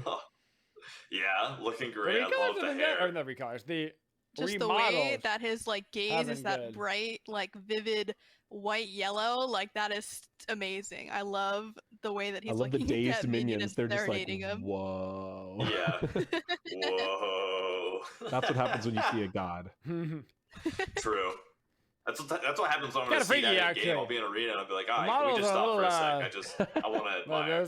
those minions were Ooh, the mastery Oh, as well. horse well minion? zombified. That looks nice. True. That I gives you just- a really good look at the new weapon and how it Yeah. like, really has changed a lot. Same idea, a whole new execution. It's really cool. Yeah, and it's just something I absolutely love about that. So y'all can My look man's out for got a airbrush brand new hot thighs. Apollo coming with He 9.1. uses filters. Super excited about it. But now let's move on to some community news. We have all kinds of things to talk about. As I mentioned previously, there's a ton of content. So let's get into it. First of all, I just want to thank everybody for the great HRS we've had today. It's been such an awesome day, but it's just the beginning. It really is. There's so many things for us to get into, and I couldn't be more excited for this to continue. Starting tomorrow with Throwback Thursday, make sure y'all are prepared for that. We have so many cool things prepared for y'all. It was a day that we really wanted to bring to life because there's just such a rich history with Smite, and we want to be able to share that. So tomorrow's Throwback Thursday is going to be great.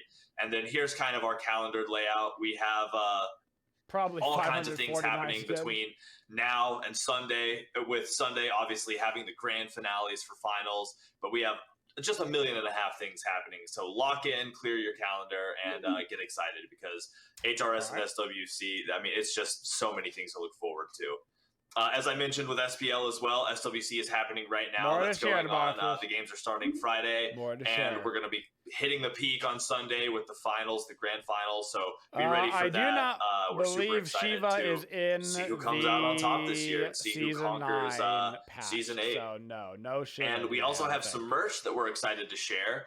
SWC has championship jerseys, joggers. We have mouse pads, water bottles. Pick them up. Make sure you grab them. Support your team, and let people know who your favorites are. Make sure to tweet if you get any of these. Make sure to tweet and ping your favorite team and let everybody know who you're rooting for because this is the hypest time of year. So we're excited. Season 9, January, Shiva, February. So that'll do it for our news for right now. Again, super excited for everything. So as y'all saw earlier, we're joined now by Hi-Rez Honey. So how are you? Which is cool that Season 9's coming out in January. That's cool. I'm so excited.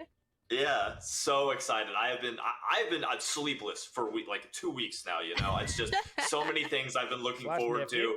This week is I'm going to sleep probably in this chair. So just to let y'all know, if I look like more disheveled as the week goes, it's because I have not been able to pull myself away from the screen. But let's get into some skins. We have all kinds of cool skins to talk about today. And the first one is going to be the Season 9 Ranked Reward, Grave Golem Geb. He's so spooky. I love him. Yeah, spooky boy. He's got skeletons all throughout his arms. He just kind of popped right up out the ground. Literally in him. Yeah, I love how the angel's head in his base is floated off and just become Geb's head now. That's so creepy. That is. Oh, that's awesome. So yeah, this is going to be the Season 9 reward. Cool. So I mean, something to strive for. Let's hear the voice line. Brought to life by a master we never knew, our body ancient sepulchres, our spirit wandering eternally. Let's lay the enemy to rest. I don't know if I understood a single word, he wants to lay them to rest, and he backing has away the graveyard, slowly, that's so he for can sure. Come on home. It's fine. Very fitting. Very fitting. Totally agree. Next up, we have the Colossus chest bringing Atlas, his first skin, Corroded Colossus Atlas. Whoa. And woo lad. That card art is so sick. I love the angle that we're looking at him at. Just he's slamming down the astrolabe straight in our face. Just here I am. Here is the sky that I've held up, and now you've got to carry it instead. Yeah, your turn. Okay.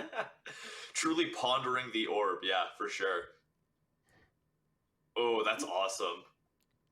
Oh, I love this the is a purples. good indication the purple hue looks of so what awesome Atlas with looks this guy. like after his latest round of buffs. You know what I'm saying? I've been so in love with Atlas, and seeing this fully armored, covered in metal aesthetic really works. That giant Iron Nightman just from cozy grandpa to you're getting Let's hear what the voice sounds like. My body has been forged to withstand entire armies. Come, puny gods, let us see if you can mar my form. It's because you got 200 more epic. base HP, my so man. epic. So cool. So epic. Literally chills right now. I am so excited to non-stop auto-lock Atlas. So next up, we have the Season Pass 2022 coming out with Space Scoundrel Danzaboro. And no, that's so great. Look at him. He is so cute. That looks fantastic. Oh my gosh, I love it. Does this gun have little angry teeth things? They're like piranhas or something. That is the coolest thing I have seen all day. Oh my goodness. I absolutely love him. Oh, look at him. Yeah! He's got that bulldog face with the Yeah, like the big old jaw. Can't. He's so That's pretty cute. excellent. I love his. He has a little fish tank gun too. That's so great. And his little jetpack. Oh, I'm so excited. So, Space Scoundrel Don Zaboro is actually, again, part of our Season Pass 2022. Underbite's pretty but this clever. isn't the only thing you'll be getting. Obviously, if you get the Season Pass, you're going to get the Space Scoundrel loading screen, the most wanted player title, and exclusive recolors for every newly released god in 2022, including the god itself if you don't own the god pack. So you'll not only get every new god in the coming season, Season 9, but you'll also get their exclusive recolors and all of the Space Scoundrel stuff. Let's hear the voice line. Scavenging the outer solar system is just my side gig. Bounty hunting is what I was born to do. That is what he would sound like, for sure. That voice fits him so well. Absolutely love it. I do believe there so are that is super piranhas awesome. in And his again, gut, part of the yeah. Season Pass 2022. Make sure that y'all are looking out for that. That'll be coming with Season 9, with Update 9.1. You can buy the season pass. Super excited. Next up, we have our new Battle Pass, but let's not forget the Battle Pass we're on right now.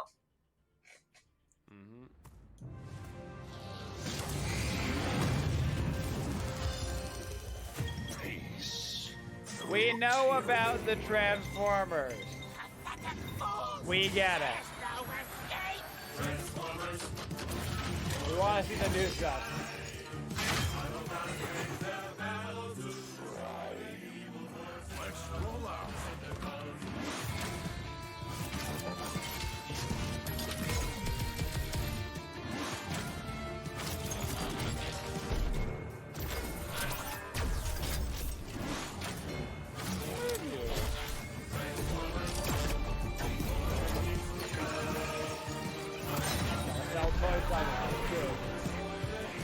You're right.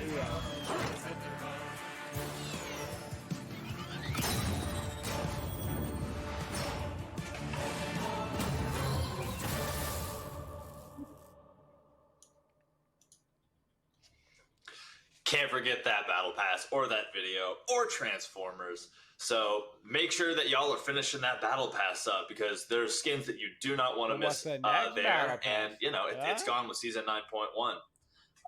But it will be replaced by something super awesome, the new Hellfire Syndicate Battle Pass. So super great aesthetic. You're going to love it. And let's get right into it with Crimson Kraken Poseidon. Oh my goodness. I love this aesthetic so much. Yeah, it's kind of that I don't know, like demon mobster, demon gangster type thing. Absolutely love it. See the Kraken poking through the window back there? Oh my goodness. I didn't even notice that. It is. Look at his shoulders on fire. It's That's very awesome. like wow. Anime, I love like this trident handsome magic. bad guy type dealio. Dude, Yeah, that's true. on fire. It But really- honestly, it looks yeah. pretty cool. Real So nice. Yeah, and the horns. Yeah, you're totally right. That's super awesome. I am super excited about this. And the Kraken though. Let's hear the voice line on this one. Devil May Cry vibes. Yeah. I'm not gonna let you have all the fun without me. Ooh. Chill. Ooh, he sounds kind of hot. You know, you can't see Poseidon without seeing the Kraken. Let's go in game and see the Kraken real quick. Let's do that.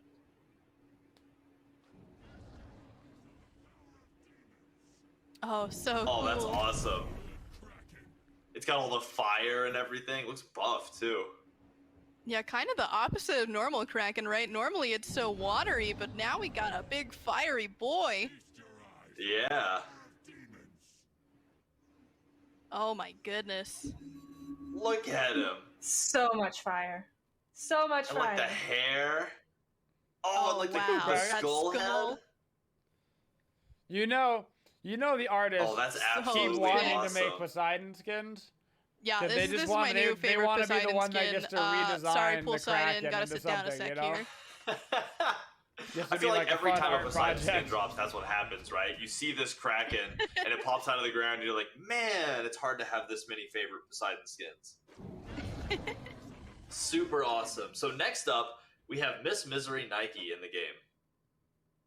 Oh wow, look at Oh. her. Yes. Look at Nike her. skin, huh? Stunner. I love the like flamey skull too on her like upper, what's that, thigh? I can't think of muscles. Her stockings? Yeah, like with the flame, like the purple flaming skull. That's awesome. Oh yeah, look at him. I just love how these two skins are the same theme, but they've taken such a different color direction. Like this one's really like reaching into the purples, whereas the last one is really red. I mean, it's just so cool that they're the same theme, but they can be so different. Her stockings. Yeah, but I love the red jacket because like even though that is like the little bit of red, I feel like it contrasts with the purple focus so much. Yeah, so beautiful to look at. Let's hear the voice line. Never skip stocking day. Running this business makes me realize that nothing can come between me and my family. It's all about the family. So it's that mobster vibe, you know? The mob is the family.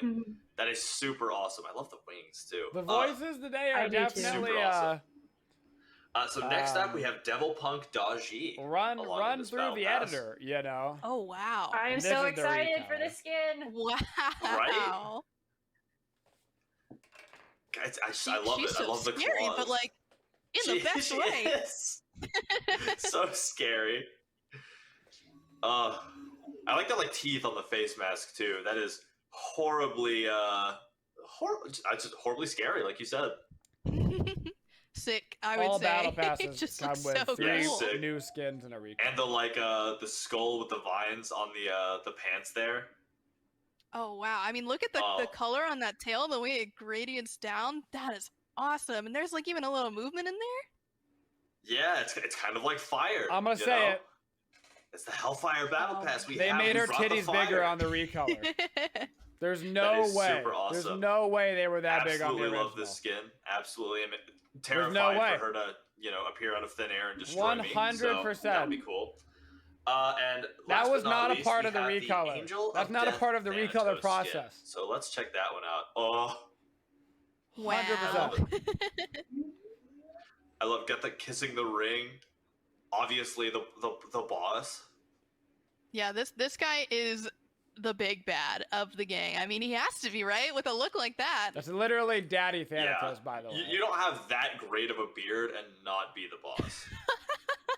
I guess that's the determinant now. Yeah, right? Yeah. I really love the detail in his wings. I couldn't agree more. They're so dragon kind of like they mafia boss. Yeah. It does kind of feel like a Lucifer crossover. Look at the way he's looking down. It kind of like, does. He looks up to nobody. It kind of has that Lucifer Morningstar crossover quality. That's boss vibes. Let's hear the voice line. Nothing like a little jaunt around town to get the blood flowing. Get the blood flowing indeed. You know, as with any skin that's this boss, you can't just look at it in the roundabout here. We gotta see it in game. So I have been told that the one is having some issues now. It will be fixed come patch, but just for now, it's been a little silly. But he's got horizontal scythe again. Oh, it still looks so cool. The fire is just unbelievable. It's happening again. Yeah, look at that trail coming off the scythe. That's how you know he's hunting you. Yeah, I love that it goes from like that kind of yellowish orange fire to the really dark red as it trails off. That's so cool looking.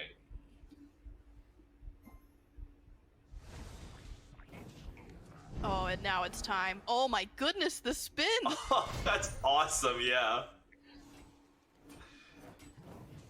Wow. Oh, and he points at you? Oh my god. Yeah.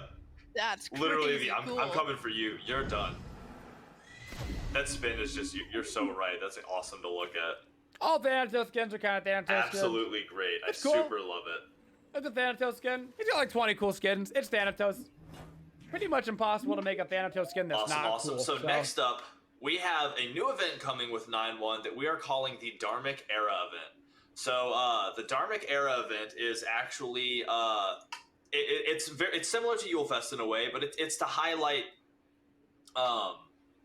oh my gosh, the name's the Hindu. It's to highlight the Hindu pantheon, how much we love them, and how much they are affecting the season 9, especially the beginning of season 9. So with this, it's going to start with every 2 weeks there'll be a new bundle release that has 4 exclusive items to this event. And on release, the bundle is going to cost 900 gems. When the next bundle comes out, it'll be 1,200 gems. So, you know, we love starting things on cheaper price because we want everybody to have this stuff. If you get 2 of the bundles, you're going to get an exclusive Rama skin, which we'll be seeing in a minute, of course. And if you get 4, you'll get an unlimited Loki skin that we'll also be seeing in a minute. And be excited because the Loki skin is amazing. This will also have a questing component to it as well. The questing component will be free to everybody, and it involves something really cool that involves discovering the Hindu codex, completing the codex of Hindu gods. And you can do this by seeing them in game. So part of the missions for this are going to be trying to see all of the Hindu gods in game, and this includes playing as them, against them, or with them on your team. So there will be stuff like that you'll be able to complete, and it should be super fun for everybody. We're super excited to be able to share that with y'all. But yeah, so look out for that event coming out, and look out for some of the skins like Honorable Hero Rama. Ooh. Yes. That looks so classy with all the gold. Yeah. Honorable indeed. So honorable. Oh, and he's just taking down the Naga too. Like, wow, already in the midst of things. The card yeah, true. We caught him mid-action. That's super awesome. Yeah, so there it is. Absolutely love that. Just the look of so the event wasn't super, but this Rama. Oh wow, look at that bow. I love the details on it. Those are the biggest Rama arms that I've seen, dude. That man caught me off guard. I don't know. I just love the shoes. Like, I just, they're super Rama awesome. just went from skinny lad to freaking bicep boy overnight. Where you wear them, He's but been doing some curls, you know what? dude. They do be styled. True. Holy. 100%. Yeah, let's hear the voice line. Ravan and his army shall pay. That they shall. And pay in style. Next up, we have, and this one's also exciting, Prototype 2.0 Charybdis. Charybdis's first that was a low effort skin for sure. Oh my goodness. That's super awesome. Oh, I can't wait to see the mall with this skin. You can kind of see it in the background there, but I mean, that's gonna look so sick. It has to, and I love the like. It's gotta look the super knife sick too. The way that it's glowing like that, like the super cyber and modern. Super cyber. I guess futuristic. Super Modern sick. is a lie. And Super the eye futuristic. color. Yeah, right? She has 2 different colored eyes normally, so you get to see it just like super extreme in this case. Super. Yeah, it's like neon colors really help. No more super! You're right. Super's banned! We're So banning cool. super from Hi-Rez streams. No more! I love that the no pattern more on the supers! cloak is also like on the We're mod done. as well. I love super great him. No! Look at all Stop the it, Dandy! lines. It's not super great. Yeah, it's Just still great. cyber eyes. It's cute little Super means nothing. giant mechanical It's a death nothing jaw. adjective. Let it go. Awesome. Let's hear the voice line. M4W, are you ready? Good. So am I. That is literally that is the season 9 vibe. That is exactly. I've been saying that all week. Like, this is a week of W's, and Charybdis is obviously here for it. So I am super happy to see that. Next up, we got a kind of spooky boy. We got Bone Wraith Kukulkan. Super spooky. Oh, wow. This is so different from any other Kukulkan skin I have seen. Wow. Yeah, that's crazy. And also the giant skull face. What? Yeah, this is I'm not your really normal, loving the angle. normal friendly dragon. Yeah, true. I bet him and Grave Geb get along. Oh, they probably do. Oh, wow. That He's is so so spooky. horrifying. Yes. The like skull face at the head of that and the arms all bound up is crazy. Oh my gosh, and he has the arms too on his chest that are like bound there by chains. Like, Yeah. Kukulkan has skins with arms, but never like that. Whoa. That is so both awesome and super spooky. Let's hear what the voice sounds like. There's no way! Fresh He's watching the stream! There's no way! It's impossible! He's memeing! Look at that. All He go-get 'em 100% attitude. has the stream pulled up on a Officially different spooked. monitor. There's It's no not way! Halloween anymore, guys. No way! Yeah, He but said the super spook never spooky! stops. It's always spook is in your heart. No! Next up, and I'm so excited about this one. We have Croaky Loki. Let's look at Croaky Loki. Oh my gosh. I love it. Yes. I'm madly in love. Oh my goodness. And look at his little lizard friend. Too funny. Yeah. Buddy. I love the blue too. He just looks so Take a nice. shot every time he says super. Oh my gosh, he's actually You'll be dead in modeled. 6 minutes. Oh my Done dead. goodness. Done dead. That is so great. So cute. Look at his little You know, tail. for someone who's gonna stab you in the back, he looks pretty happy. I know, kinda right? hate it. Like he'd stab me and I'd turn around and be like, ah. I feel and I'd like be I "Oh, but shouldn't, you, but I kinda it's so hate it. nice." I feel like his voice pack is gonna be unbearable. Let's hear what he sounds like. I'm afraid to leave Oh, the it's pond, nice. but It's way I better than the know other there is Gecko adventure skin. to be had out there. Way better. I've been proven Oh. wrong. Wow. I absolutely love it. He's just ready for adventure. And of course, we get to see it in game. Little lizard buddy. Look at the friend. Just hanging out, enjoying the ride. Oh my goodness. It's I a love Loki it. skin, and we don't need to encourage any Yeah. more Lokis in the This world. skin is so. Oh, We do not need to encourage this behavior. it's so Wow. mystical too. Oh no, he's chained up. I know that's like what every Loki does, but set my little guy But free, still, man. Sometimes the adventures Although take this crazy does turns, but he's remind there me, for it. coincidentally, if you want to save up to 15% or more on So your car awesome. Again, I insurance, just use love how code mystical INCON it when is, you're like, all the shopping at poof Geico. effects and everything was so magical. Would have been a hot ass Your little buddy's integration just hanging though. out like, wow, this sure is. Would have been a nice one. Wow, this sure is great that we're killing all these guys. Yeah. Hey, wow, Just you along really for the stabbed that ride. guy. Good job. I was ready for I it. absolutely You love missed it. your That is so opportunity, good. Geico. Should have sponsored me already. Oh my god, the head bob. I Look at the can't. branding. This gets too much, you guys. I know. Him and Kiro Danzaburo, that's gonna be a matchup. Absolutely love it. So super exciting, and yeah, that's gonna be the final skin for the Dharmic Era event. So look out for that in 9-1. It's awesome. It highlights how amazing the Hindu pantheon is, and we're super excited to share that with you and for y'all to take part in that. I think you're gonna love the quests. I really do. So that does it for our new skins for 9-1. So many awesome things on the way, and we still have some awesome left in the show though. We're not done yet. Next up, y'all get to see. His name is now see a little Hi-Rez bit about Super. Slash, He's but, not Hi-Rez Dandy. We'll get there in anymore. just a second. He's Hi-Rez See y'all there. Super, for sure.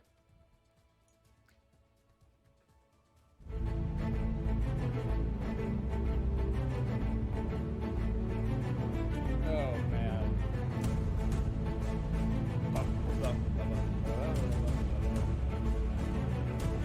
I for one am super excited.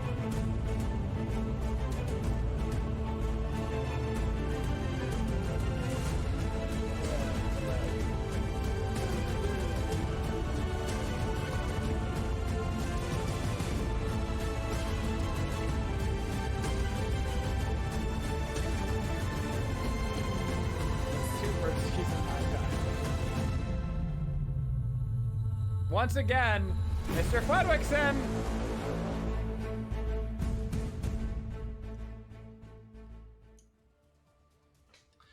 That's right. We have Slash on the way. Long awaited, super hyped, and well worth the wait. I am joined again by Ajax and Clumsy. Glad to have y'all back. Hello. Awesome. So let's get into Slash. There's so many. It's a brand new map. It's a brand new game mode. There's so many things to go about. So let's start us off. Let's get into the stats. Talk about it. Yeah, the first new permanent game mode that's been added to Smite in many years. The goal of Slash was to kind of find the best pieces of Siege and Clash and bring those together in one unique experience that stands out amongst the rest of Smite game modes, right? You've got Conquest, our core competitive mode. Interesting. You have Arena, pretty which is thick more map, about actually. the fighting, right? And not having to focus on strategy as much.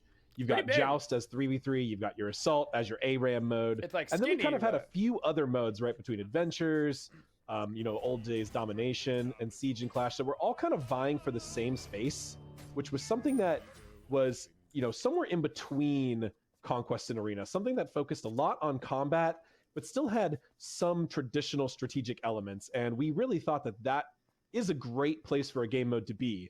I'm personally a big fan of Siege and Clash. I play those game modes all the time with my friends. It's really nice to have towers and lanes, but not to be so restricted to the roles and positions of the Conquest map. So finding something like that in that sweet spot was something really important to us. And It's Slash is aesthetically our very pleasing. brand new, all new, very exciting game mode to fit that spot. So what you're going to be getting here is a 5v5 game mode where players are going to start at level 3 with 1500 gold, kind of the standard rule set. There's no banned items, so none of those weird siege rules like where you can't buy wards and stuff like that.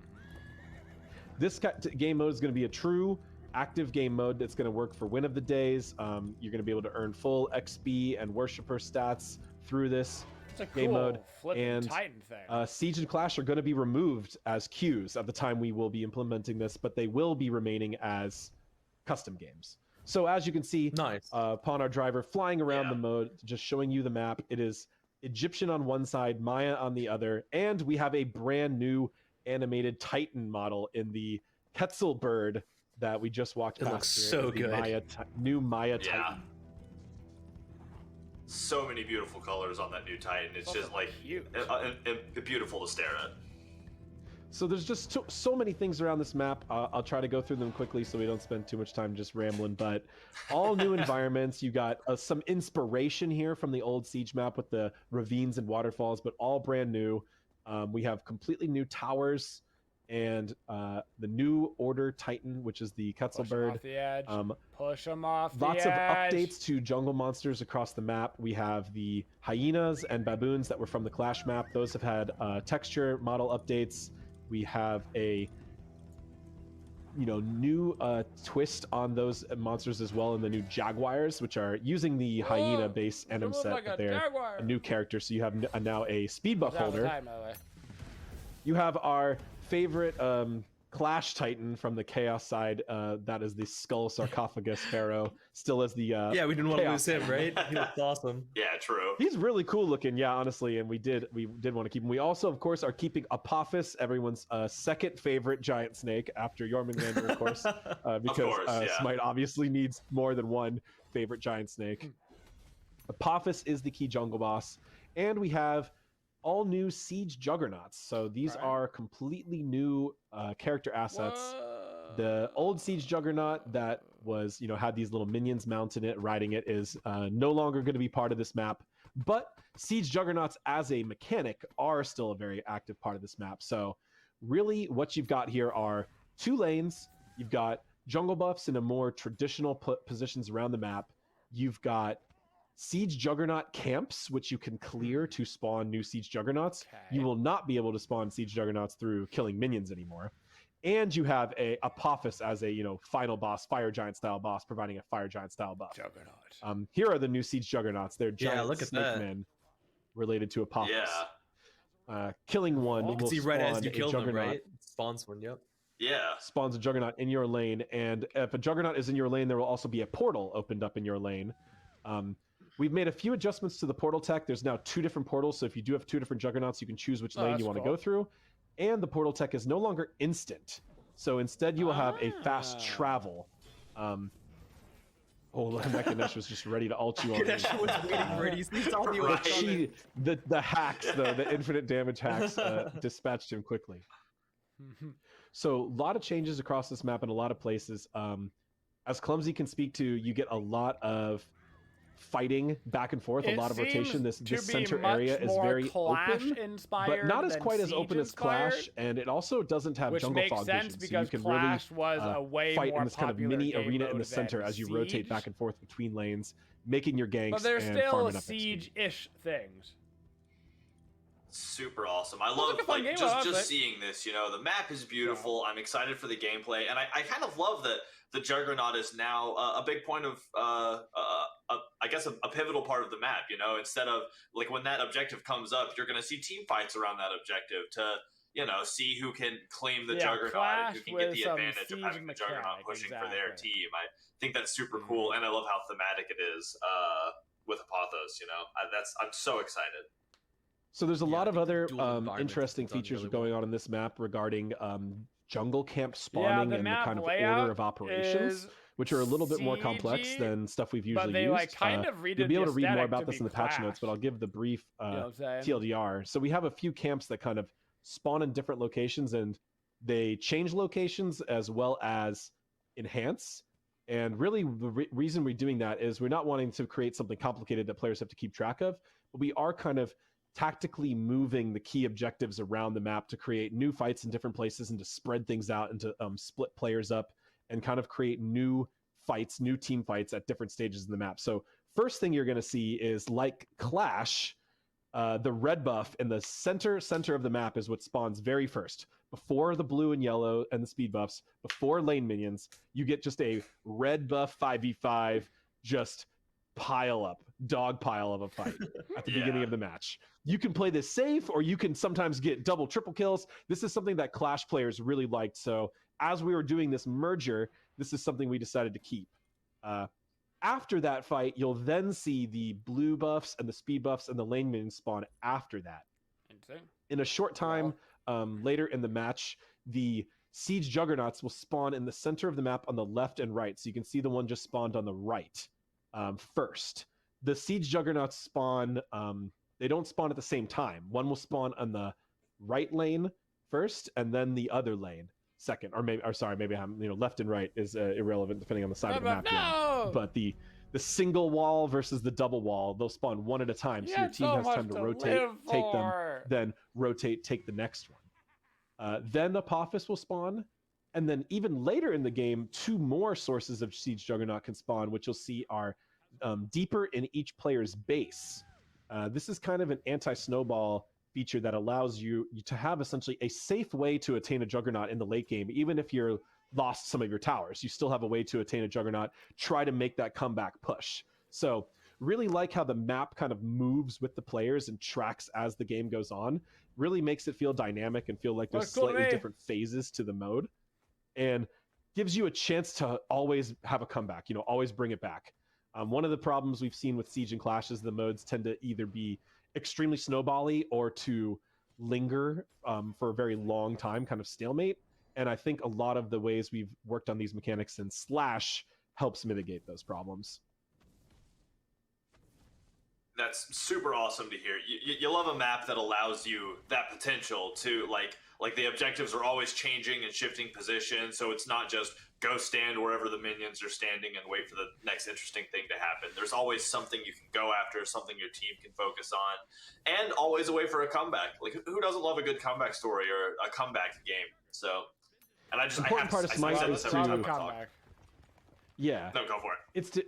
We want to introduce things you can do that are just fun, right? So this mode, you can play this mode and just kind of push a lane and kill whatever's around you and do pretty well, right? And have a lot of fun and just fight. But then there are some additional spots for more tactics, right? And more metagaming and min-maxing, which we want this mode to be something that can live on for a long time. And that's an important feature of that. So, we've done a lot of play tests. I mean, me and Clumsy played a lot. We've played with a lot of different skill tiers across the company, a lot of people from different backgrounds and different play styles. And I feel like everyone has found something in this map that they really enjoy, something that really resonates with them, something they feel like they can do really well and be really effective.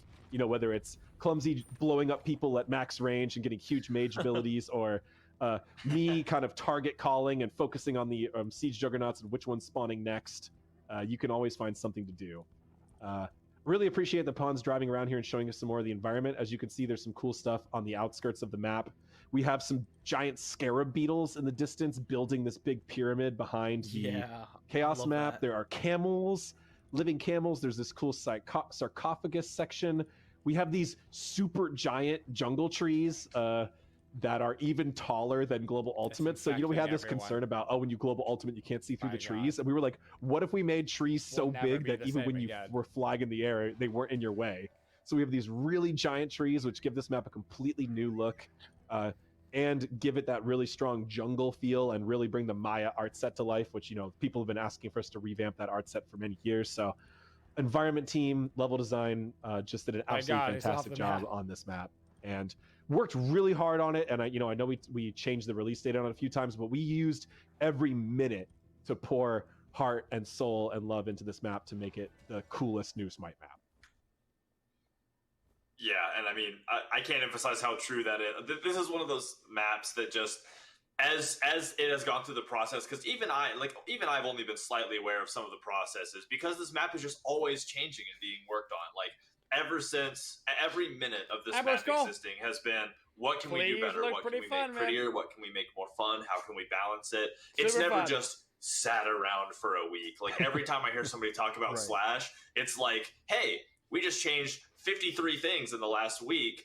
So absolutely crazy. But yeah, y'all can look forward to that. I want all of y'all, when this map is out, when y'all are playing it, I want y'all to get in there and take pictures and like screenshots of your favorite parts of the map, because it's so beautiful to look at. So I hope to see Twitter flooded with those. But that's going to be the end of our of the update show. It's been a wild ride. There's so many new things coming out. Again, make sure to check the update notes, because I'm sure there's something you missed or things that we just didn't have time to talk about because we wanted to, go to bed by 2 a.m. Tomorrow, we will, just in case they keep talking about it's coming out later this week. You'll hear more news on that as we get things ready. So just keep your eyes on Twitter for that. And make sure to stay tuned. Later this week. The show's not over yet. We actually... PTS is later this week, to be determined at some point. But we will go over the full patch notes, which I may regret, tomorrow. So I'll plan on that, taking a hot minute, because tomorrow there's not actually anything going on Smite Game. The Worlds games don't start until Friday. Tomorrow is just kind of like a recap day where they're going to be like showing old Worlds games and stuff. But we'll go over the full patch notes tomorrow so we can look at all the relics more in depth, all the new items, all that kind of stuff that they didn't cover. So we'll cover that tomorrow afternoonish. We'll set apart a couple of hours to go through all of that. Probably like 3 hours or so, just because I feel like it could take a really, really long time. So I want to make sure we have enough time to go over everything, because they very obviously skimmed through a bunch of stuff. So I want to be able to go over that. But on the whole lot of changes. The map itself didn't change that much.